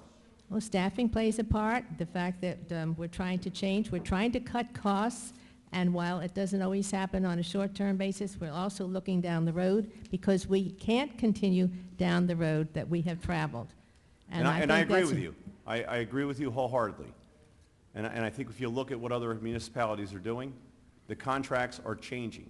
The contract that's in place right now is probably very similar to contracts that were in place at the same time frame in other communities. Maybe they were a little ahead of us in certain areas and got certain givebacks, but things are changing. When I go to meetings throughout the state, whether it's with a group of mayors or wherever it is, the conversation now is about, first of all, the 2% cap has made a difference in arbitration reform.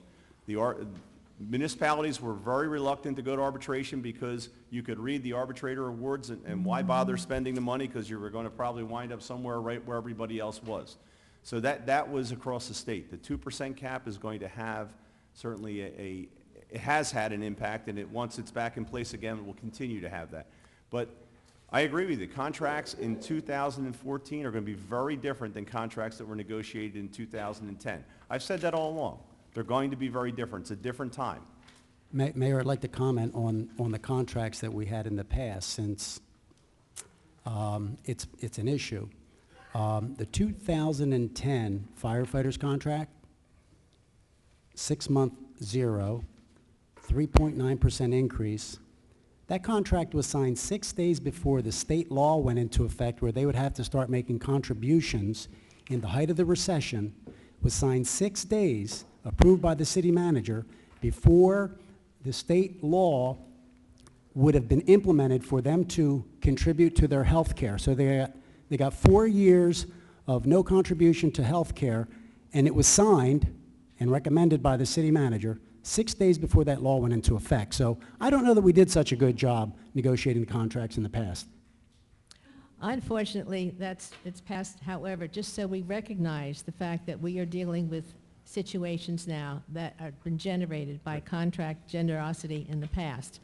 And this concerns me as to the contracts that are being negotiated now, in terms of those in the unions understand that, and is, to put it rather bluntly, the gravy train is over.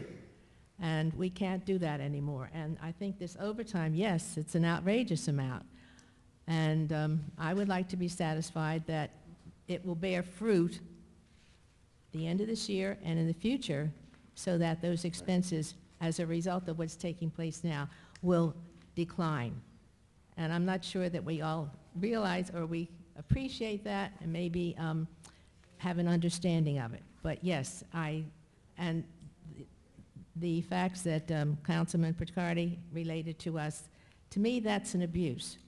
And I think there is hostility between, say, the different parties on those contracts, and maybe they don't fully understand the way the rest of us who are paying those benefits react to what we feel is a lack of understanding and a broader perspective that is not being shown. Well, So- let me ask you, Mrs. Phillips, as a representative of the taxpayers, looking at those numbers that are in there and knowing that they can be reduced, All right. knowing it based on past history, okay? Knowing that which they can be numbers? I'm reduced. sorry, the That the overtime? taxpayers could have a reduction in a tax increase. How can you not support that?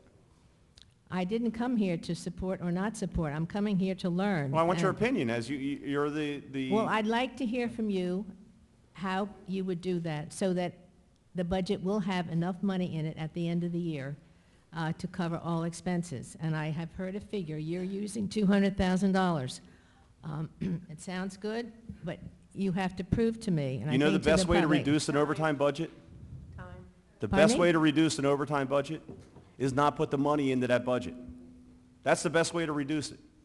Because if you have a set amount of money that you cannot go beyond, and you're working toward that goal, you'll probably reduce overtime. It hasn't happened so far. They gobbled up most of the overtime budget in the first quarter. So you're going to give them $400,000 to spend? No, that's not it. That's the case. But looking at these, just a few examples of the reasons for overtime, I would question some of these. And if these are all included in those contracts, that was a huge mistake. Well, I can tell you, I only know what I do in my own practices. No overtime is paid until I approve it where I work, okay? So if someone thinks that something shouldn't have been approved, they should have not approved it, and then they fight over it later. All right, And that's what you're supposed to do as a manager. If you don't think that something should have been approved, don't approve it, and let's see where it goes after that. Okay, well, who is approving all the requests for overtime? Who ultimately pays the overtime is who approves it. We do, but who's approving it? No. The person who signs whatever it is, the overtime slip or whatever that is that pays the overtime, that goes to the payroll, there has to be checks and balances. I don't know if it's Mr. Howard, I don't know if it's Ms. Blumenthal, I don't know if it's a payroll I can't person. read this. I can speak to that.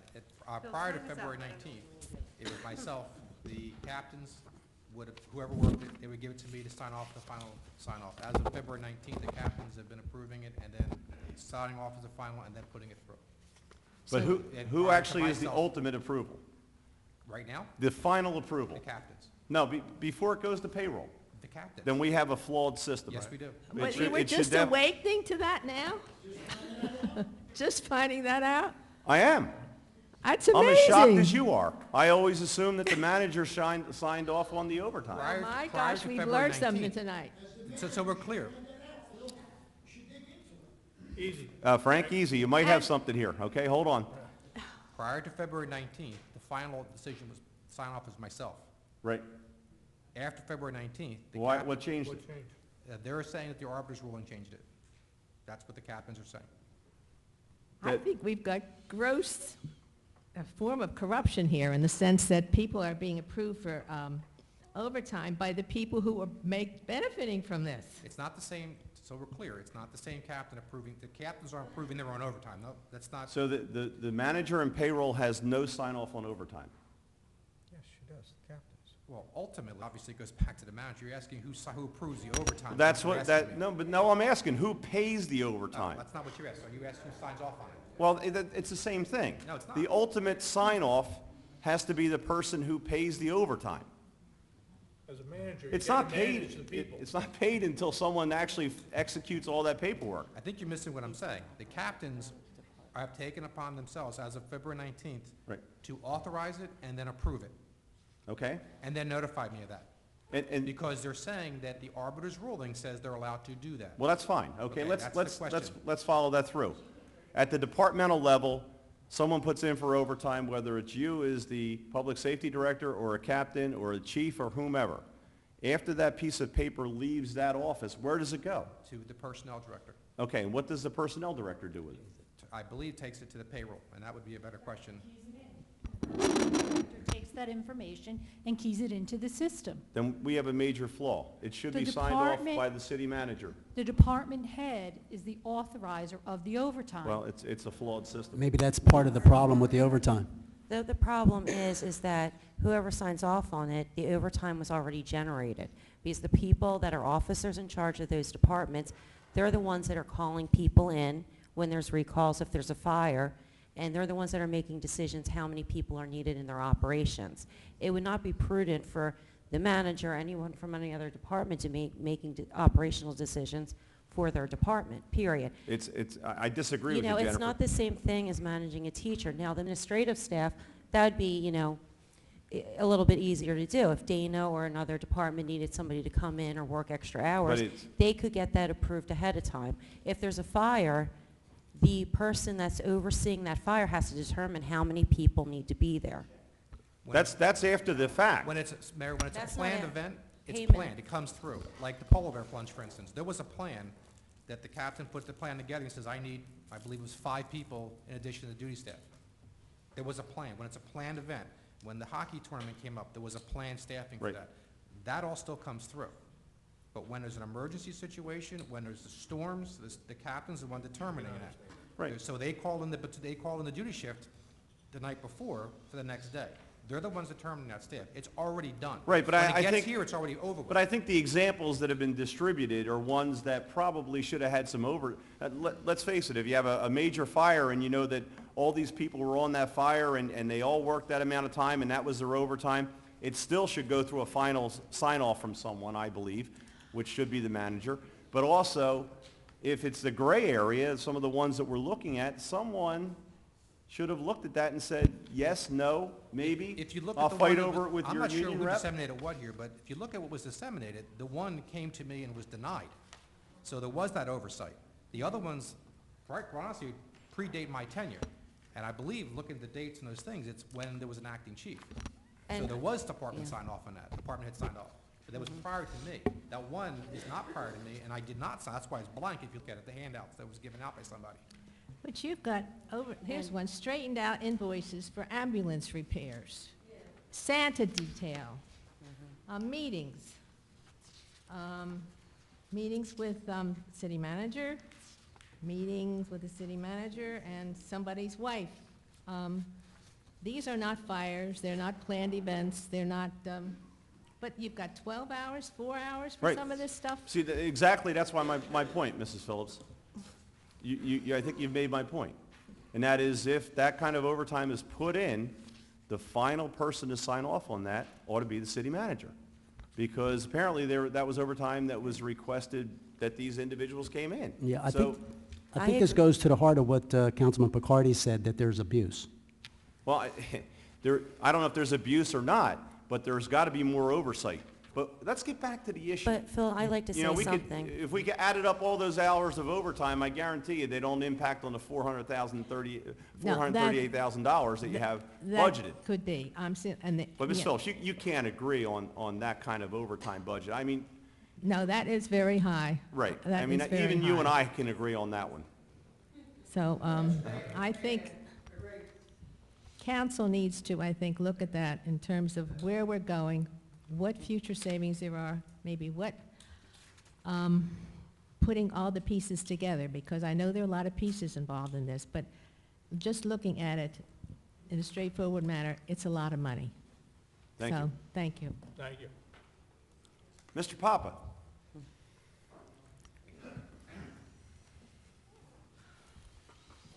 I'm not going to speak on these papers at this point. Frank, if you would just identify yourself, name and address. Frank Papa, 105 Roosevelt Boulevard North. Where'd you get that tan? I'm not going to speak on these at this point because it's not on the budget. But the thing that I do want to know is we got overtime in the budget. What about comp time? Now, if an individual has comp time due him, and he decides he's got 90 hours of comp time, and he decides I'm going to take the comp time off, okay, and get paid, he gets paid, he don't come into work, and he gets paid for a month and a half. Where does that money come from? Does that come from the overtime budget? If he's taking comp time, Comp time. Comp time is the same as overtime. If I could You're just explain getting paid at a different time, and it's costing us more money. so he's Mr. taking Cox, time off. Just so I can explain it. Would you explain The that to way me? the comp time works, the members have the opportunity to take comp time and accrue 1.5 hours for comp time or 1.5 hours of overtime. They have that choice. They can bank the comp time. I believe it's 480 hours. When they retire, they can sell that comp time back, up to, I believe it's 480 hours. Or they can take the time when they're able to take it. I put an order out that they cannot take comp time until after Labor Day, because hopefully by that point, the staffing will kind of level out a little bit. So they're not able to take comp time now. They're not able to take it after Labor Day. But when they take it, they can take it and they accrue it at 1.5 times what they took it at. So if they take an hour, if they had an hour of overtime, or time over, they get 1.5 hours of comp time. So Dan, when I asked the Excuse me. question though, if they could take comp time, you told me yes. No, you asked me could they accrue comp time, and I said yes. No, I think I said, could they take comp No, time? sir, you said accrue. and Okay, the well, answer is what yes. I meant was, because if you can't take comp time, that drives up overtime. If No, you so you got, asked me, can you accrue it? They are able to accrue the comp time like they always have. just can't take it now. They cannot take, as of February, they cannot take it until Labor Day. Okay, now, I understand what you're saying. Okay. all right, let me. Frank, good. Let me ask this question. An individual's got, let's say he's got 10 hours comp time. Puts a request in for 10 hours comp time. Okay. All right. When it comes time to take that, what does he get? 10 hours? If he has 10 hours, we'll say over, of what his shift would have been. Say he gets done at 8 a.m. and he stays till 10 a.m. He stayed over 2 hours, he would get 3.5 hours, no, 3 hours of overtime. So that would go in, that would go in as comp time? It depends if you put it in as comp time, or you could put it in as cash overtime. They have the option either way. Okay. If he decides to take that off at the end of the year, if he's got, let's say he's got 90 days coming to him, and he decides to take it off in September, Right. where does that money to pay him come from? If it's created overtime, which in this case would create overtime, which is If why it's we comp said- time and he goes out, Right. somebody's got to replace him, and he Correct. gets paid when he takes them hours off. He would just get his regular pay, but somebody have to come in this case, because of the reduction Okay. in staff, somebody would actually have to come in and cover. So, for it. in other words, In essence, all he's doing is storing the comp time, In essence, which is yes. overtime. It's time and a half, yes. Right, he's storing that. Can, yes, sir. Do we have any idea how much comp time was taken from January 1st to this date? Actually, yes. Taken or accrued? Accrued, 644 hours. 644 as hours of of the end comp of April. time, 644 hours of comp time has been accrued. and how much overtime did we get so far? The total comes out to be $160,639. Mr. Mayor and council, I think we need an investigation of the overtime and comp time within that department. And later on, I'll speak to the abuses that are going on in the fire department. I presented you with some there. I will speak on them at that time. But I think you need to investigate what's going on. It's 600 hours of comp time, which is overtime, plus $100 and some thousand. For the past 5 years, every year, the fire department has exceeded the money that was allotted for overtime. But Frank, did they ever go to 400,000? Let me tell you something. At the rate the firemen are going today, it's a good thing the 400,000's in there. You don't have enough help, Frank. You don't have Not enough only help. do you have enough help, you got a lot of abuses. You don't Right have here. enough help. You got a lot of abuses, You can say and that. there's mismanagement because you're not overseeing the captains. I'll speak to that afterwards. Well, we don't oversee them. Thank you, Frank. Mrs. Dragon?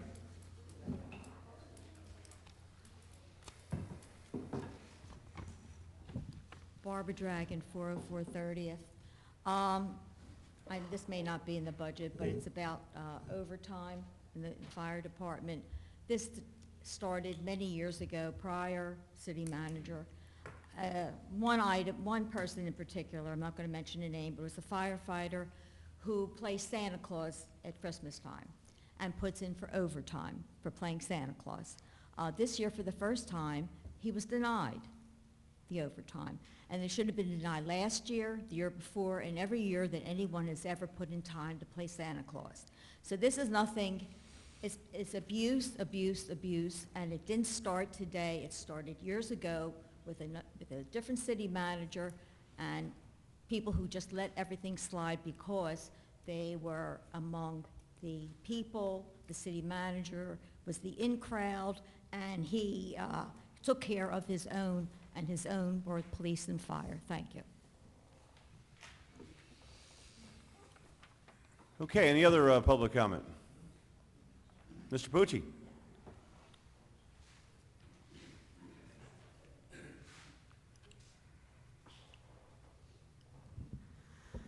John Pucci, 100 Sheridan Square.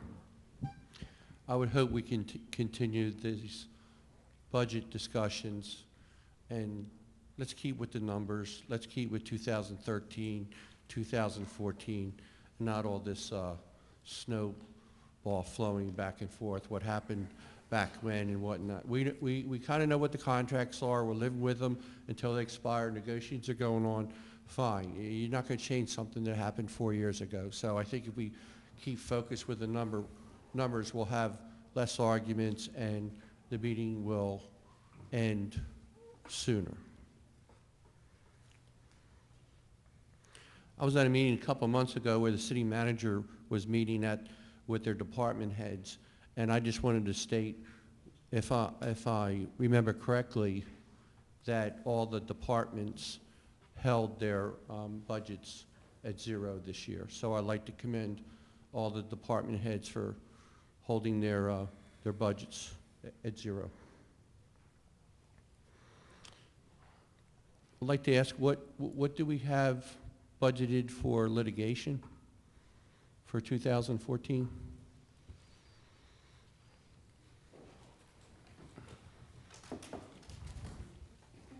And has that increased over 2013? Sheet 13 of the budget, the 2013 final budget was $385,000.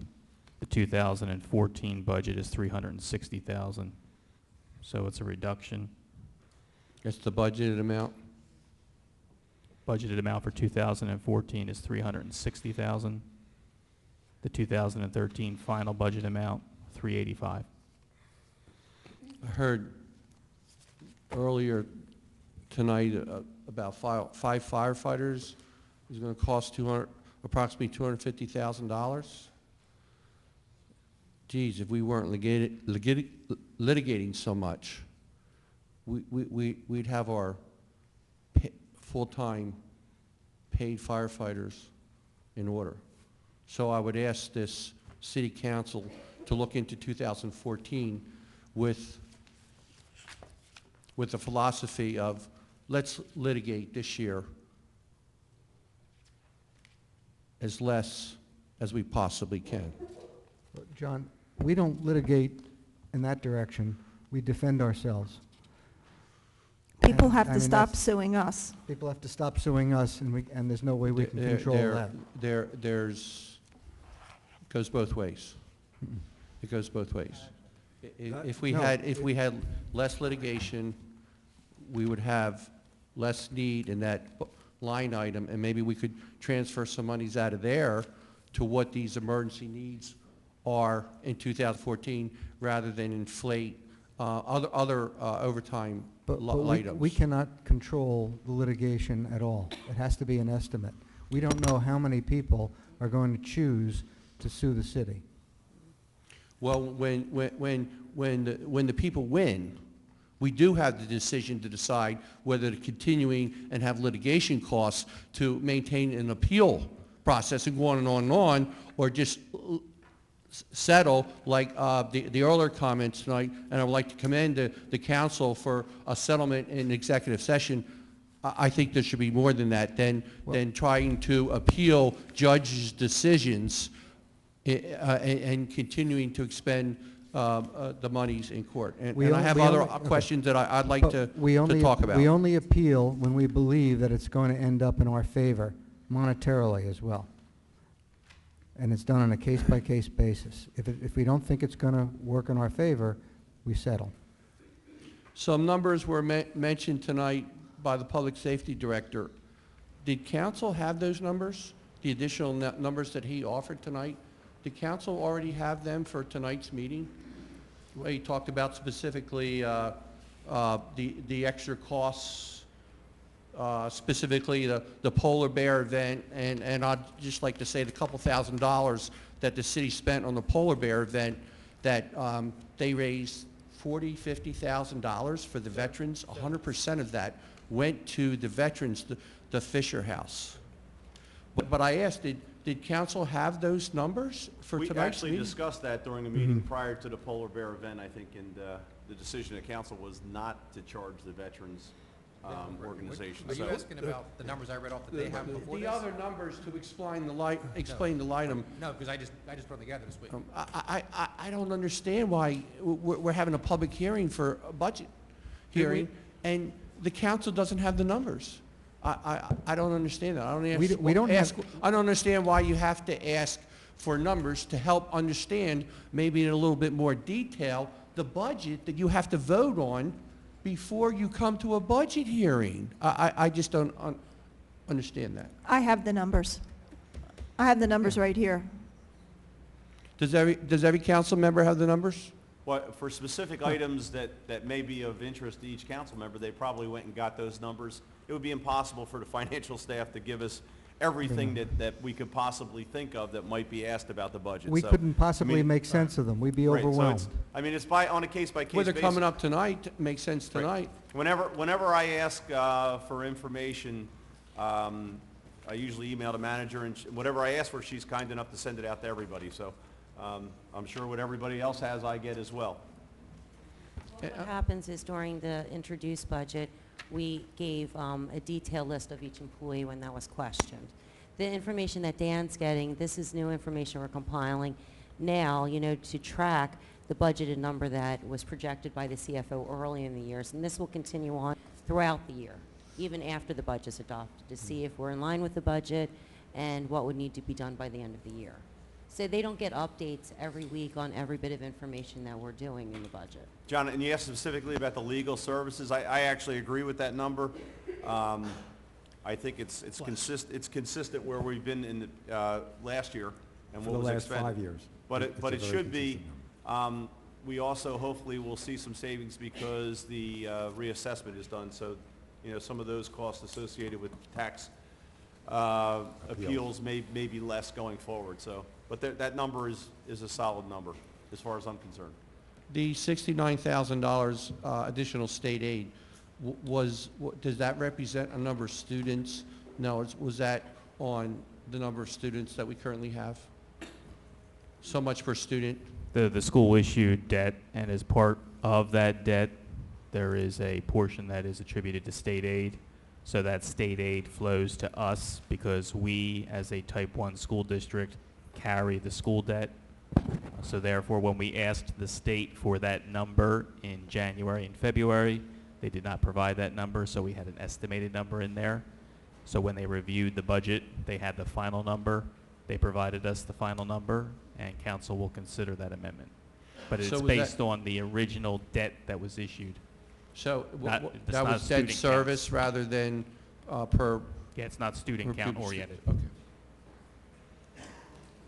In prior council meetings, I've heard a lot of requests from council members. Well, we need some ideas. We are in fiscal problems. What are your ideas? You know, what can we do to save money? I have one. I don't believe that this Brigantine City Council needs 7 council members. We talk about all the departments, reduction, let's try to reduce costs everywhere we can. If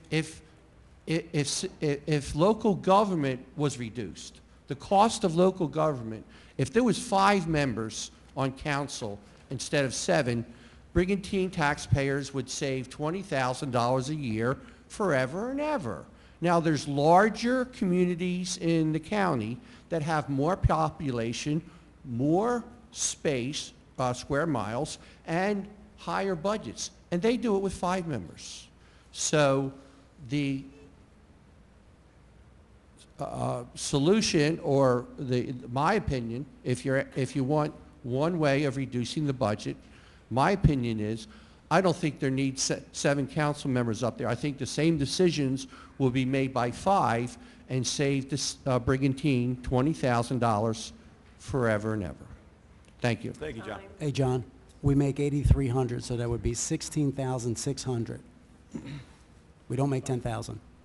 But the fee ordinance allows us for increase. But John, my first year on council, I didn't ask that number. I'm sorry, it's relative to your comment.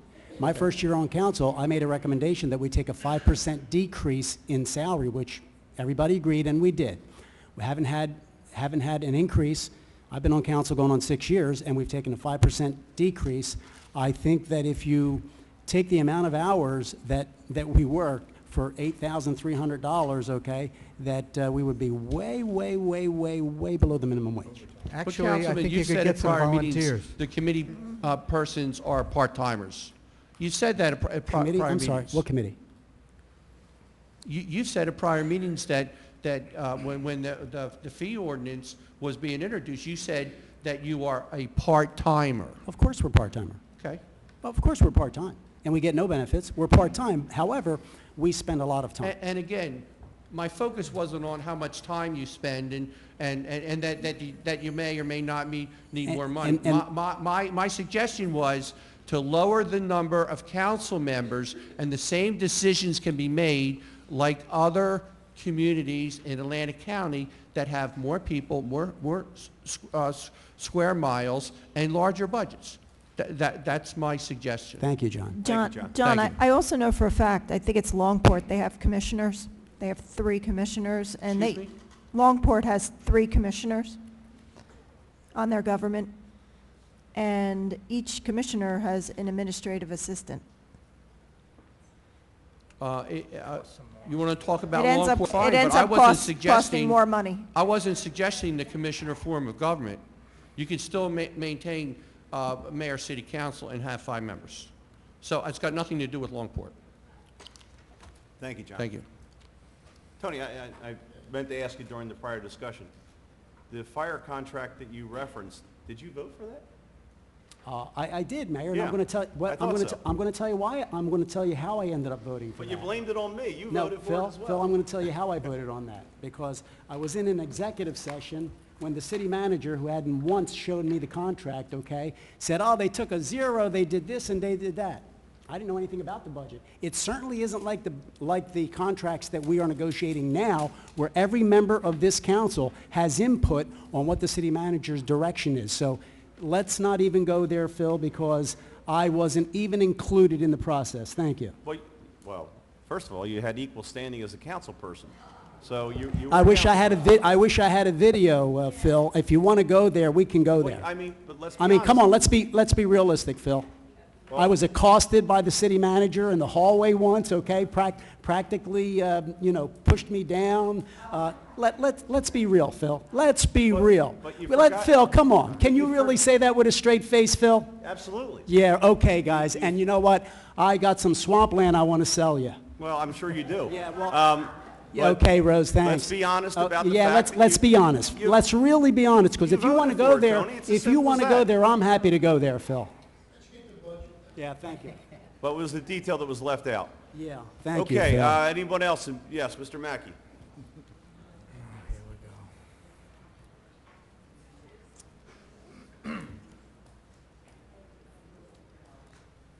James Mackey, 1325 Varden Road. I was watching these proceedings from my home with my wife and children tonight, and so much stuff came up. But the one thing that really got me was, as someone who spent 30 years in the military and has been a manager and has been tried to be a good leader, I was wondering what had happened when the overtime issue came up, and who was the approving official. And up until, I guess, February 15th, from what I understood, was that our public safety director is the one who approved the overtime. Now, if we're paying $70,000 plus possibly $105,000 for a public safety director, and he doesn't even approve the overtime for his, quote, captains and acting chiefs, then really, what is the purpose of this, quote, administrative position? I really don't understand it. If you can't even oversee overtime, then what is it you really overseeing? He didn't oversee the fire truck that we had to pay, you know, thousands of dollars to have spec'd out, to where that could have been done, you know, in-house by the fire department at the time. It just seems like that administrative post is a waste of taxpayer money, and we need to bring back chiefs and eliminate the public safety director. Just for that, when I heard that overtime issue, I said, what does the public safety director do? He's not a policeman, he's not a fireman, he's not a beach patrol lifeguard. What is his function? I'd like to know what he does on a daily basis in that office, and that's why on Tuesday we should eliminate the public safety Mr. Mackey, director. Mr. Mackey, I'd like Mr. Dan Howard to answer that question for you. Sure. And he could tell you exactly what he's done since Sure. he's been Well, public safety director. I'm willing to listen. Okay. Did you ever ask? I'm sorry. Have you ever asked him?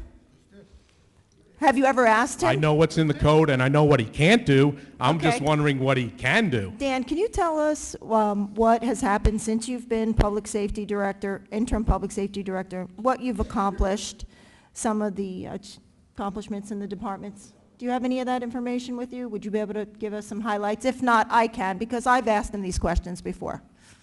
I'm willing to listen, and my 5 minutes can be over. Okay, before becoming interim public safety director, Dan was the team leader during our police department's accreditation process. Did you know that? There's more accountability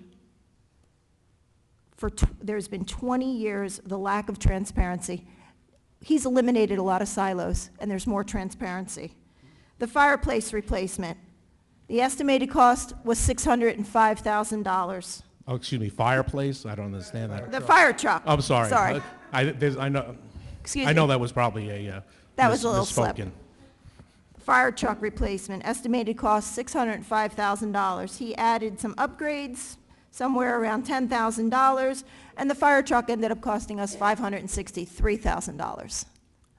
Okay, so there's a savings there. With an expert that he admitted that he did not have the proper training to decide on what fire truck this department needed, where the fire department had that knowledge or had that knowledge, but it still had to be Mr. put Mackey, out. that's not accurate. That's not an accurate Can you statement. clear that up, please? What I said was, and I stand by that, I was not going to sit there and claim to be an expert in something I was not an expert in. However, the consultant you keep referring to was $6,000. And I stand by the fact it was $6,000, very well spent. It was a contract the council approved as not to exceed $6,000.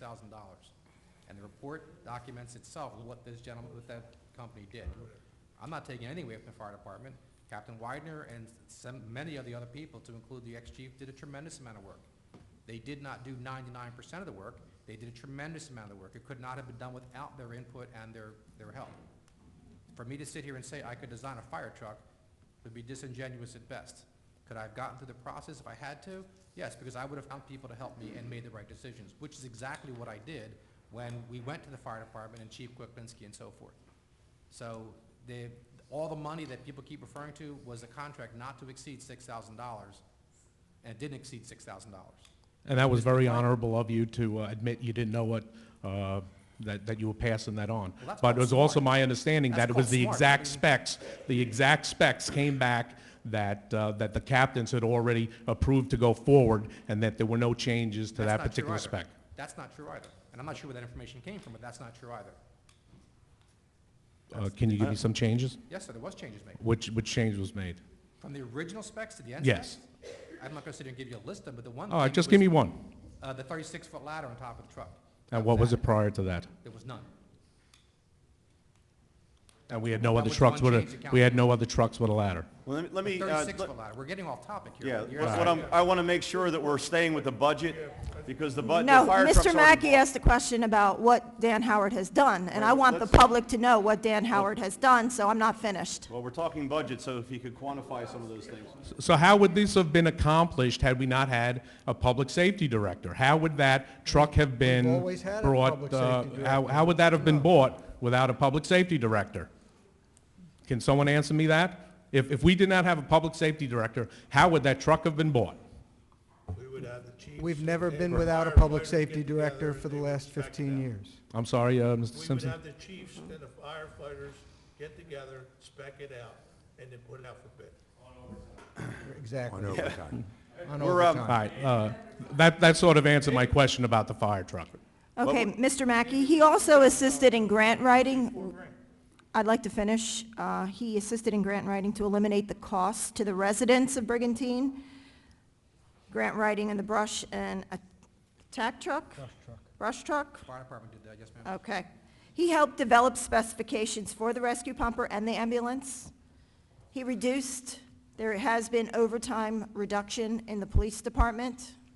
He's improved, there's been improvement in command and supervisory accountability.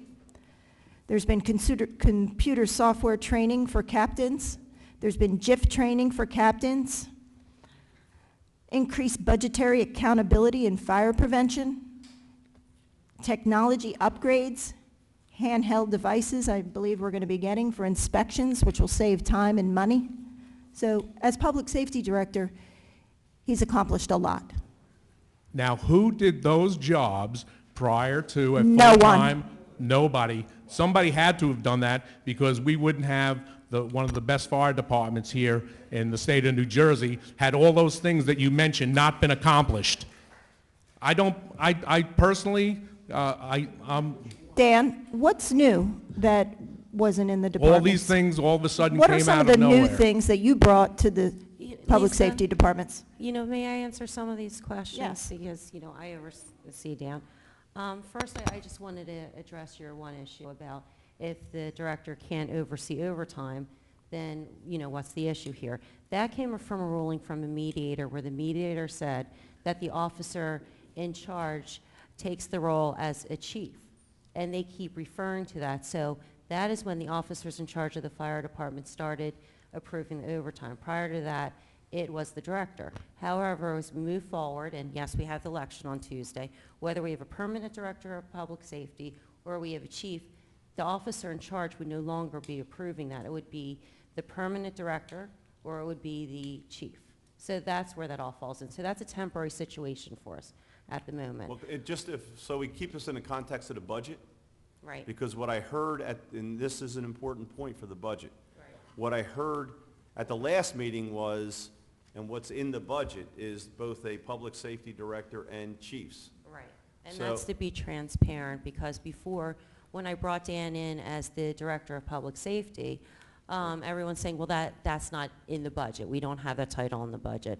So what the CFO did is create, and with the auditor's help, of course, created that new line in the budget to allow the director of public safety, and as you mentioned at the one meeting, we reduced the amount of that, and that's just because we didn't have a permanent one, so we were able to reduce the salary over the last few months with But that. to be transparent, because I think what I heard at the last meeting was that with this budget in place, what we would have is there's a movement to appoint chiefs. In fact, we even thank God that we're appointing chiefs, and I don't think you heard us. the public safety director would remain in place until you felt, or a public safety director felt, that the chiefs were okay on their own. That's not what I said. I believe some of the council people said there's a transitional period. What I said, and I thought I was clear, I said, my opinion hasn't changed. I want to get to chiefs at that point. At this point, I'm not comfortable at that, and I would like to maintain a director of public safety. However, I don't know what's happening at election. I would like to keep the director, at least, for the very least, until I get through the whole interview process, because it is a long process. At some point in the future, I do want to have chiefs. When that is, I don't have that date. But it So- was one of the council people, I believe, that said through a transitional period, but that wasn't my words. I said that, Mayor. It's similar, That was my interpretation of how things would go. So yes, I said that. So when people look at this budget, there's a possibility that there will be an overlap depending on what happens. Because what I'm hearing is that there's already a commitment to put chiefs in place. No, I'm going through the interview process, and I'm doing it now before I'm ready to appoint the chiefs, because we do have the election, Right. special election on Tuesday. If people go in and vote yes to eliminate the director position, I only have a limited period of time to put a chief in, or to remove the public safety director, and I don't want to have the departments without a department head. What is that period, Fred, do you know, between the... But I have to tell you that I'm confused, and I'm sitting up here. What I heard and what I've read in the newspaper and in advertisements is that, and what Dr. Kern thanked the good Lord for, was that we were getting chiefs. So if we're getting chiefs, that means we're getting chiefs regardless of what happens on Tuesday. What I just heard is, when we're talking about Mr. Howard, that if we have a permanent director and we don't have chiefs, he'll be the person signing off on overtime. So somebody needs to give a direct explanation about what's happening here, because everybody's confused, including myself. All of us on council have stated that we are in favor of chiefs. All of us, I think, have stated that we are in favor of having a transitional period with a public safety director going forward. Now, it's up to the city manager to appoint those chiefs, and of course, she has to feel comfortable in appointing those chiefs.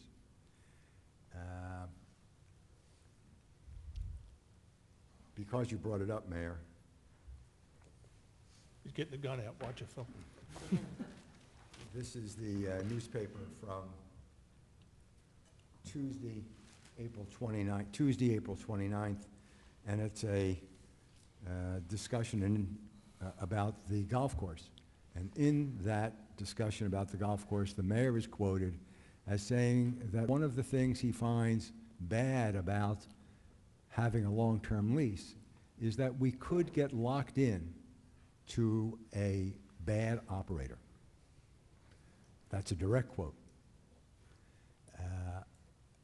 The manager has already stated that there's a comfort level in working with the chiefs. I would hope that the mayor would understand that she doesn't want to be locked in long-term to a chief that doesn't have her vision about the direction of the departments under her tenure.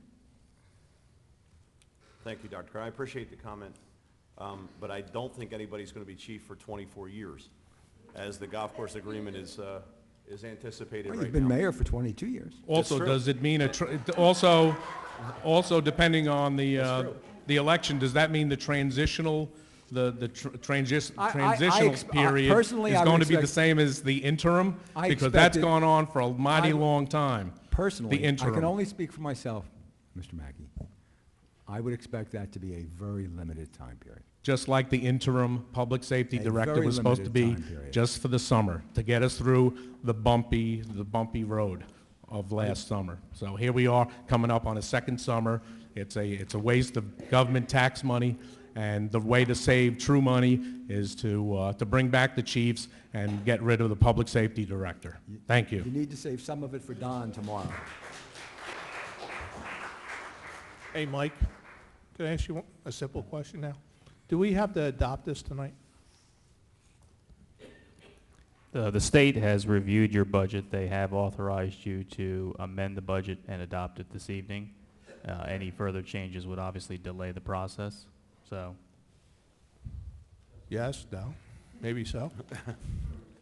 If you're asking for the recommendation of the city manager, the CFO, No, and the no, auditor, we would I'm tell just you to saying adopt that the budget as we're amended. having this special election coming up, and, by chance, the public safety director salary won't be in there.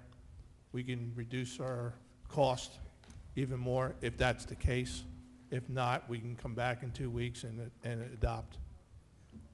Yeah, when you look at the budget as presented, there are areas that the CFO and the manager have stressed that it's a very tight budget to adjust 20,000 here or 40,000 there. You're just going to be moving line items because you're going to need them in other areas potentially in November and December for transfers. It's $100,000 we could take it out of, 105. Now, not in the budget, Frank. It's 105.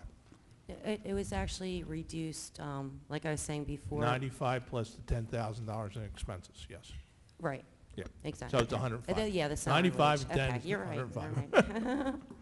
So, I mean, it's $100,000 we could actually, It's not going to be $100,000 because you've already expended to date salaries through today's date, 5/7, and how long he stays. So it might be $40,000. So is Well. $40,000 worth it not to adopt the budget tonight? yeah. You can also, at year end, if we don't expend that money, we can cancel it and you have it into surplus in 2015 instead of reserving it and going into surplus in 2016, which would then be able to put it in your 2015 budget. budget.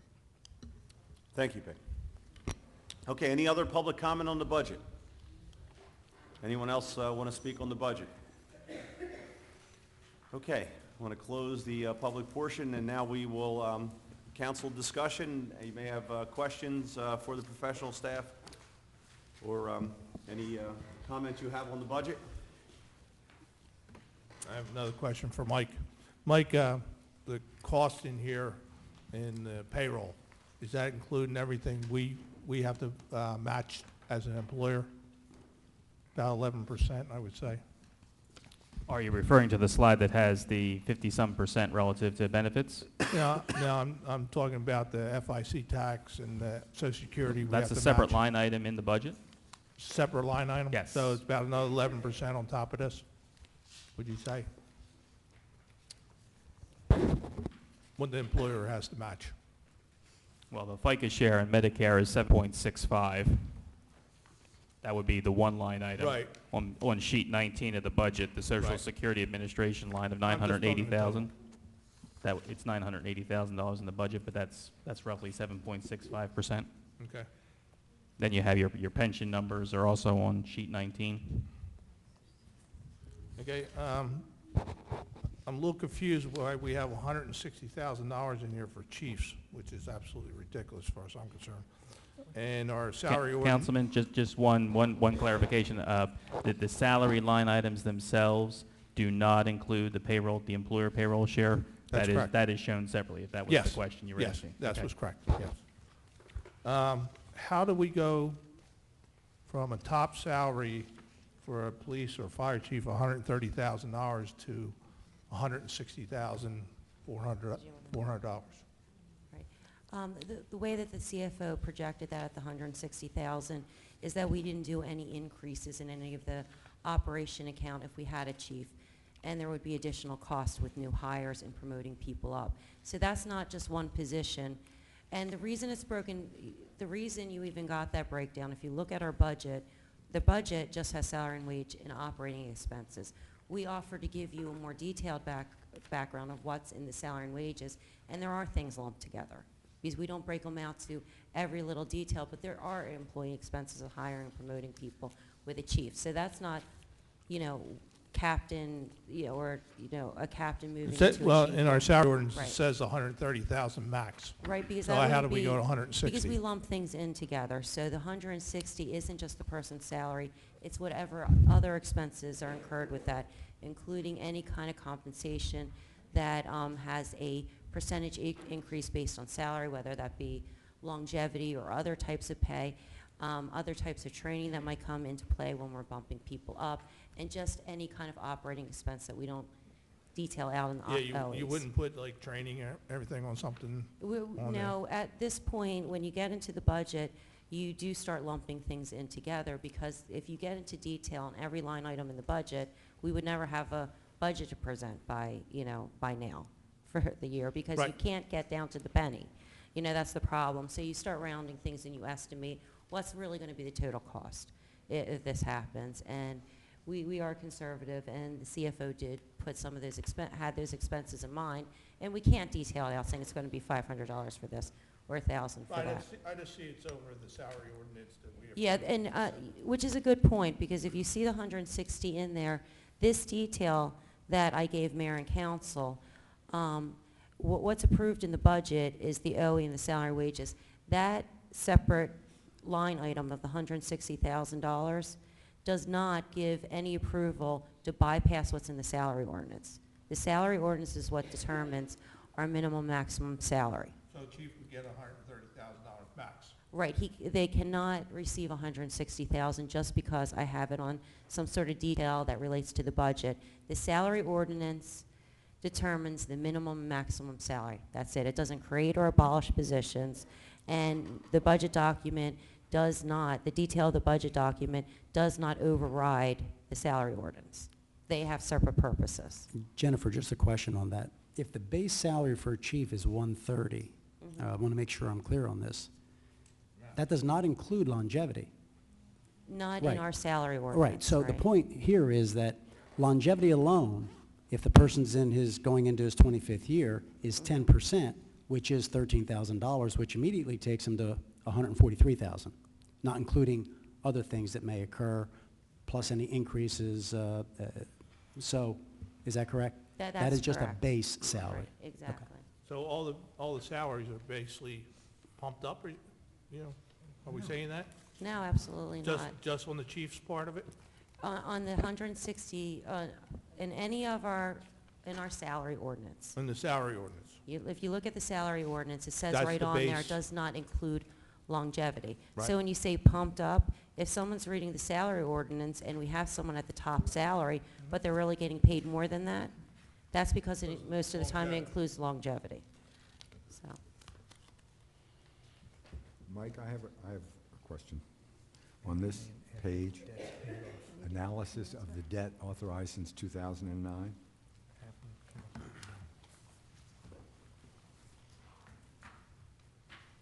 So, we've been making debt payments for the golf course over the years, and I see that in 2010, it went down by $300,000. In 2011, it goes down by $300,000. 12, it goes down by $300,000. But suddenly, we make the same payment, or at least I think we make the same payment, and it only goes down by $64,000. Why? In 2013, City Council authorized an ordinance to purchase equipment in the golf course. So when you had a bond ordinance that you passed, it increases the amount of debt that we have. So therefore, yes, you made a principal payment which reduced debt, but then you also had an amount between $200,000 and $300,000 in terms of an ordinance. So you authorized more debt in 2013 for the golf course. Do we have any possibility of saving any money on the golf course, or do we, until the debt is canceled or paid off? When does the possibility for that happen? If the question was, when can we make money? Yeah, or at least save some money. I mean, we're shelling out now. Well, Do you mean when is our debt payments over for the golf course? Yeah, at what point are we going to turn the corner on this so that we're not, in it's 2008, not costing us? I'm sorry, 2018. 2018 is the final debt service payment on the current existing debt for the acquisition of the golf course. But you also have additional debt that is authorized out there that would also need to be paid off, but that can be paid down in a shorter period of time. But 2018, the term was thrown around in previous meetings about owning the golf course. You own the golf course now, but your final payment on that purchase is 2018. As long as there's a positive cash flow, something might happen. Well, if the golf course, as it is currently, cannot sustain itself, general taxpayers are required to foot the bill. Mike, looking at since we're speaking about the golf course, if the golf course makes its revenue projection, which I believe is $900,000, then we would be looking at the possibility of using the remaining surplus in the subsequent year, correct? If the golf course is able to achieve the $900,000 in revenue, we get $765,000 from taxpayers, and we end the year exactly at zero in terms of a deficit, because the way this budget is balanced, it's balanced. Right. So if you hit the 900, you get the 765 from the taxpayers, and then you're at zero. You would then, going into the 2015 budget, be able to utilize the $200,000 in surplus. And that would help you balance the budget going into 2015, which would then put you in a situation where the $765,000 number would be lower. And if in fact it gets more revenue than the $900,000, so that would increase whatever could be used in the subsequent year. If we exceed the $900,000, which I think the estimate is that you would, based on the course conditions from 2013, 2014 should be better. Every dollar that you exceed the $900,000 would reduce the amount of the money that we turn over from the general taxpayers. That 765 would decrease. So at this point in time, unless you really took the $900,000 and included another $800,000, almost doubling the revenue, there will still be a portion of time until we get a solid cash flow from golf course fees that at that point in time, then the city taxpayers would not be footing the bill.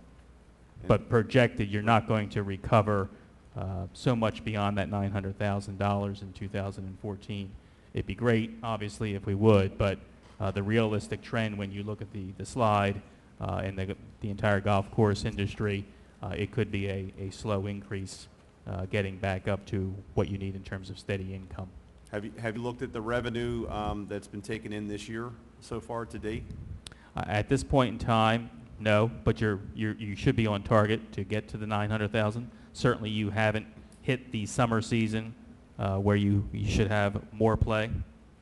I don't know, Peg, have you seen any of the receipts from the golf course coming in? I can. How are we trending? I'd like to make some comments. Oh, I just wanted to know how we're trending with the golf course right now.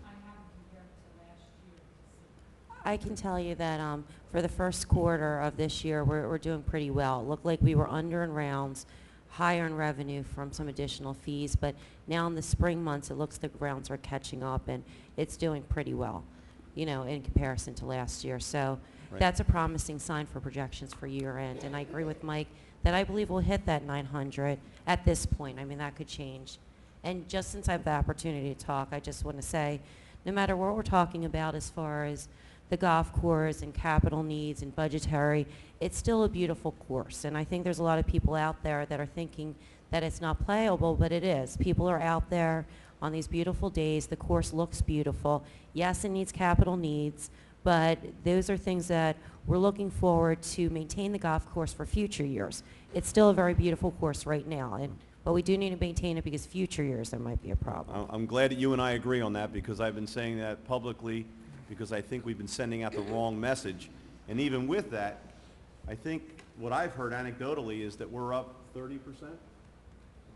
40% over last year. So, I mean, the rounds are coming back, people are coming into play, and you know, I think we're on the road to recovery there. Obviously, there are going to be some needs in the future that have to be taken care of, but I'm hoping that this budget is an anomaly, not something that's going to be fixed in time for the future, that we'll be looking at less of a burden on taxpayers in the future, if not, you know, being able to be self-sufficient down the road, especially when it's paid off. But I can tell you that I've heard those numbers, but I can also tell you, because I live on the golf course, a lot of people out there, and that's a good thing. Any other questions for the... I have a couple of areas that I'd like to just bring up as a way that, and I said this during some of the public comment that we had in response to some questions that were out there. I believe that we can reduce this budget without a lot of effort to zero. And even though the golf course is running at a deficit, you will see no impact on the taxpayers, because we did some things last year that resulted in more revenue than we needed, underestimating some revenues and taking that approach.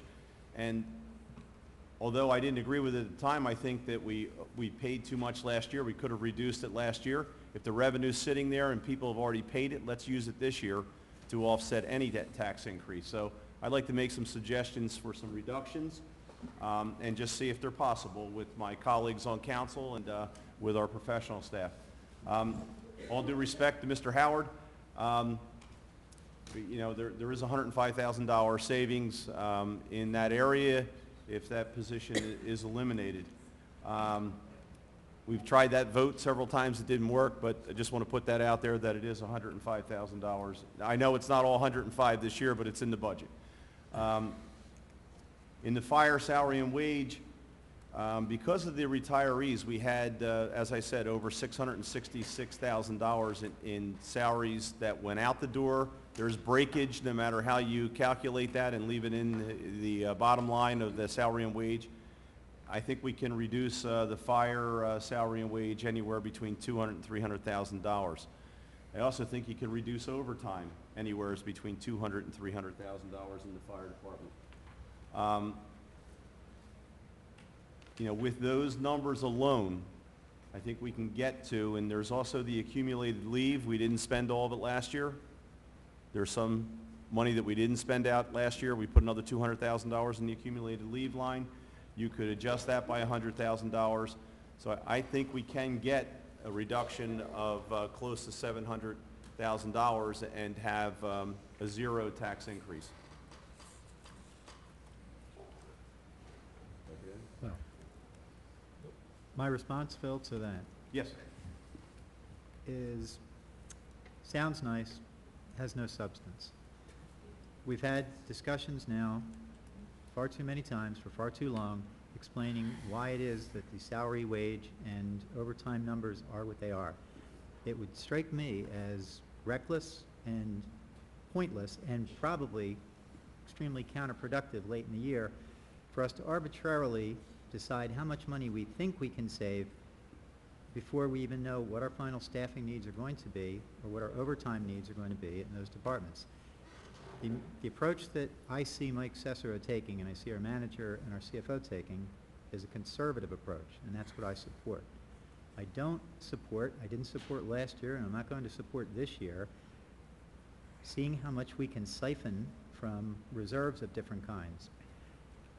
One particular item you mentioned, I don't even know what you're talking about. The money that we appropriated last year, that we borrowed to pay for terminal payments that didn't get expended last year, is spoken for. That's not money that's available to us to do anything else with. That money is owed to people and is going to be paid to people. The overall, this is a subject I've touched on a number of times, and it's a serious subject from a budgeting standpoint, and I applaud again Mike and Scott for their foresight in trying to get us onto track where we can actually start to retire, or at least be prepared for it, the annual impact of the cost of people's retirements, which was never done. So we have last year appropriated whatever that amount of money was that we borrowed. That money is needed for people who have already retired and are entitled to that money. We have more people who we know are going to retire this year. We're going to need to put some money aside for them. We've got, what is it, $200,000 in the budget? That's not going to be enough. So we need to have another cushion somewhere else in that budget, because we know from experience and we know from looking at the simple reality of where our staffing is and at what point in their careers they are and who's eligible to retire and how much it's going to cost. We're going to need that money. So there's nothing to be gained by raiding any of our surpluses. There's absolutely nothing to be gained by taking what I think is a reckless, irresponsible, and wishful approach to what we might not need in some of these items. I think our CFO put it very well. If we get to the end of the year where historically we have gotten clobbered at the end of the last couple of years, largely due to tax appeals, and let's not forget, there are going to be tax appeals this year as well, smaller in scale to be sure, but there's still tax appeals. But we get clobbered by a lot of unknowns. We're paying a lot of stuff that we borrowed over the past couple of years for various reasons, and we all voted to do it. I'm not challenging the wisdom of borrowing, but the fact is we needed to borrow and we needed to pay. It would be nice to get to the end of the year and be able to say we can cancel a line item or we can cancel an account and have the money, or be able, as necessary, to shift money around rather than go out and borrow yet again. We got to get out of the hole. I think the approach that Mike is taking and our manager is taking is the right approach to do that, and I'm not going to support any change to this budget. Thank you, Rick. I tried to limit my remarks to the financial, but I was called reckless and irresponsible, so I guess I have to respond to that. You know, I find your remarks a little bit arrogant and dismissive of the facts. Once again, we need to look at what is in this budget that wasn't in the budget last year, and the overtime alone is, and I know we've had a long discussion on this, but it is completely outside the trend line of us budgeting that amount of money for overtime. We have $253,000 in new hires in this budget. We had $666,000 going out the door. No matter how you calculate that, that's a savings. And we can play with the numbers any way you want. My feeling is if we can get this budget down to zero and we cannot impact the taxpayers this year, we're asking them again to pay more than they have to. They shouldn't have to pay it. And that's my approach. I know you don't agree with it, but that's the approach that I would like to take. If there are no other comments, or maybe there are, I would like, at this point, we need a motion and a second, I guess, to adopt this. We already had that, I think, several hours ago. Do we have to do that Can amendment? I just ask the auditor one question before we move for a vote? Mike, Would you recommend any of the changes that Mayor Gunther made?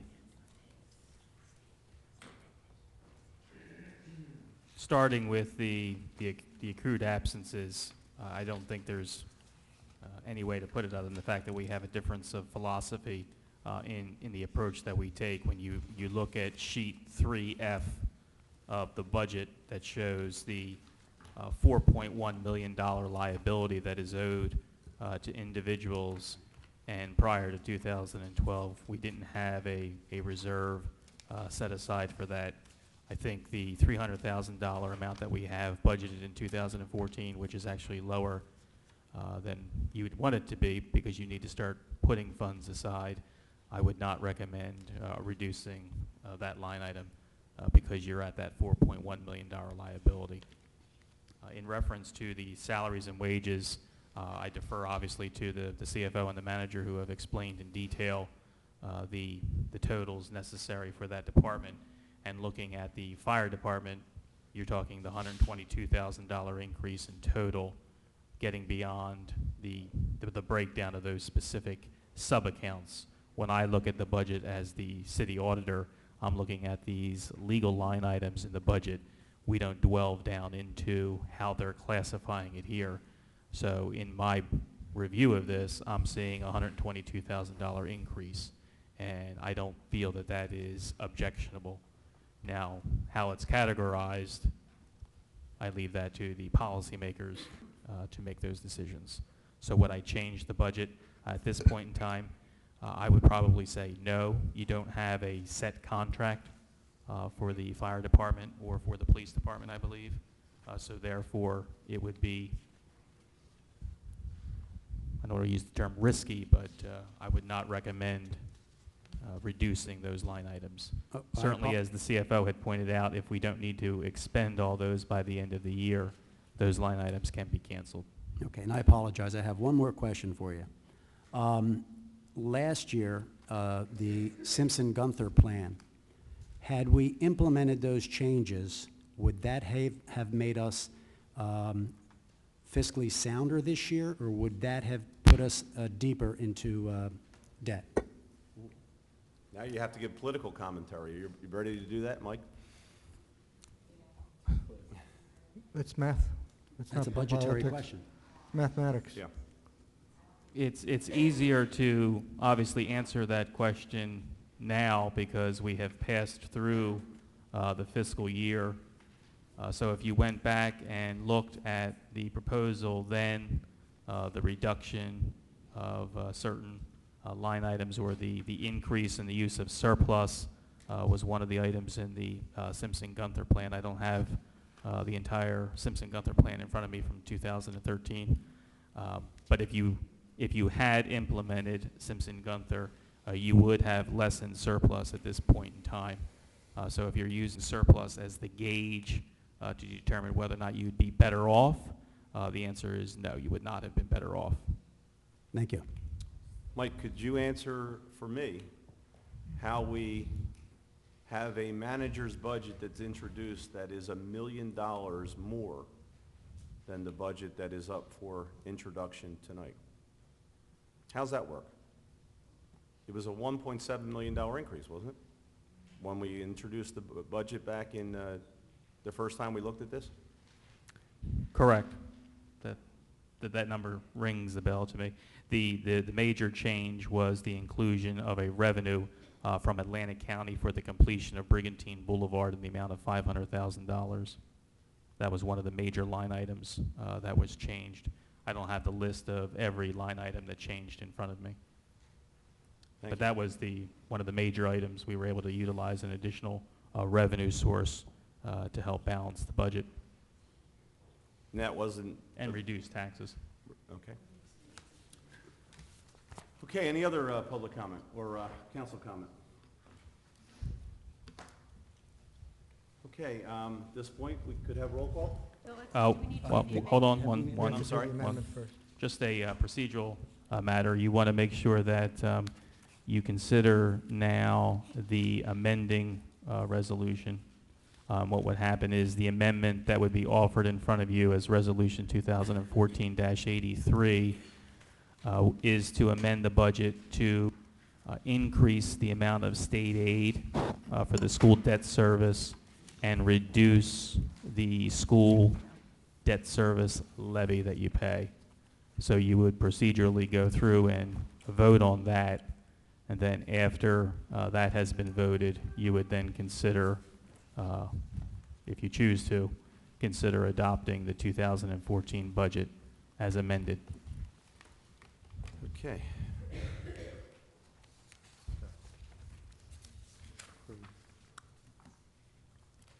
Procedurally, did we have a motion and a second to adopt the budget? So do we need to withdraw those and then move to the amendment? I think that was to open the public hearing, if I recall. Yeah, that was to open the hearing. But we can hold on that, I guess, until after this amendment is adopted, Fred. Resolution 2014-83. We have a motion and a second for that one. So moved. Second. Any further discussion? Okay, seeing none, could we have roll call, please? Simpson? Yes. McClay? Yes. McCarty? Yes. DeLucre? Yes. Palilla? Yes. Kern? Yes. Mayor Gunther? Yes. Motion carried. Next, we'll go to Resolution 2014-60, the 2014 municipal budget. I think, Mayor, that may be the one you already did. Oh, I'm sorry. We need the 2014-84. The adoption. The adoption. Could I have a motion and a second, please? I'll move it. Second. Any further discussion? Okay, seeing none, could we have roll call, please? Simpson? We talked about math and everything else. So I have it $190,000 worth of overtime last year and increased it to $750,000. That leaves you $560,000. And the way Mike puts it, we're increasing the budget by $122,000 into those areas. You know, we lost 6 firefighters at $666,000. You take that off, that's a savings of $544,000, but we're up $122,000. And that's because of overtime. And in my business, if my controller, my CFO had overtime 400% up, they wouldn't be my CFO or my controller anymore. So I'm voting no. McClay? If it wasn't for the golf course deficit of $765,000, we wouldn't be having a tax rate increase. I think this is a responsible budget, and thank you to the internal, external auditors for working on this budget, and I'm voting yes. I wish it was without an increase, but if wishes were horses, then beggars would ride. I think that it's a conservative budget. It's the best that we can do. Anything less, I think, would be irresponsible fiscally. I vote yes. DeLucre? Yes. Palilla? First, I'd like to also thank the CFO, Jennifer Blumenthal, for all the work that they did. I do want to let the public know that last year we added to the budget $200,000 for unfunded liability, which had never been done before. It was up around $4.8 million, and it was definitely something that, in my opinion, should have been done years ago so that we would not have to borrow money and pay for it. This year, we've increased that line item from $200,000 to $300,000. These are line items that we never had in the budget before. We also have kept $300,000 line item for tax appeals. Again, Councilwoman McClay brought up the fact that were it not for the golf course, we would have seen a $48,000 reduction in this budget versus last year's budget. I think we can all agree that we are experiencing overtime, specifically in the fire department. However, I think that moving forward, we're trying to make some structural changes that will reduce the cost of running those departments. So we have a short-term gain in overtime, but I think we're going to have a long-term reduction in the operation of that department. I'm proud of our professionals, and as much as I would like to not see an increase, I think the approach and the things that the majority of this council is doing is fiscally sound, and I vote yes. Kern? Last year, when we passed the budget, I stated that I expected to see no tax increase this year. I want to thank the city manager, the chief financial officer, our auditor, department heads. They've created a budget that's very tight and appropriate.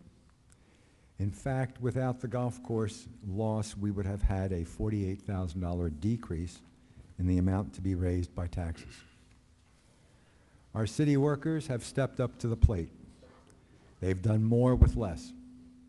The city has 16 less employees today than it had when the Democratic majority took control a year ago.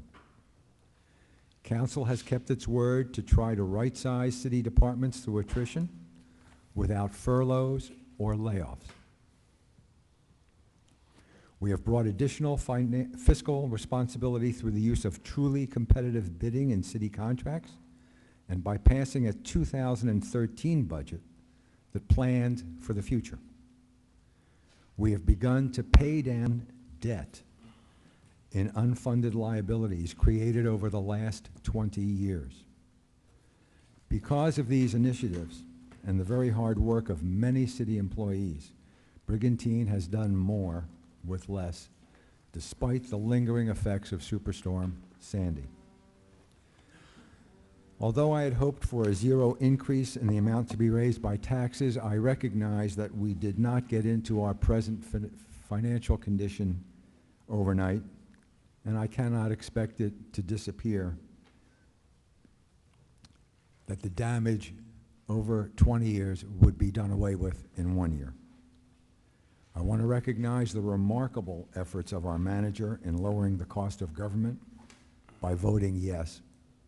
I expect the trend to continue. Mayor Gunther?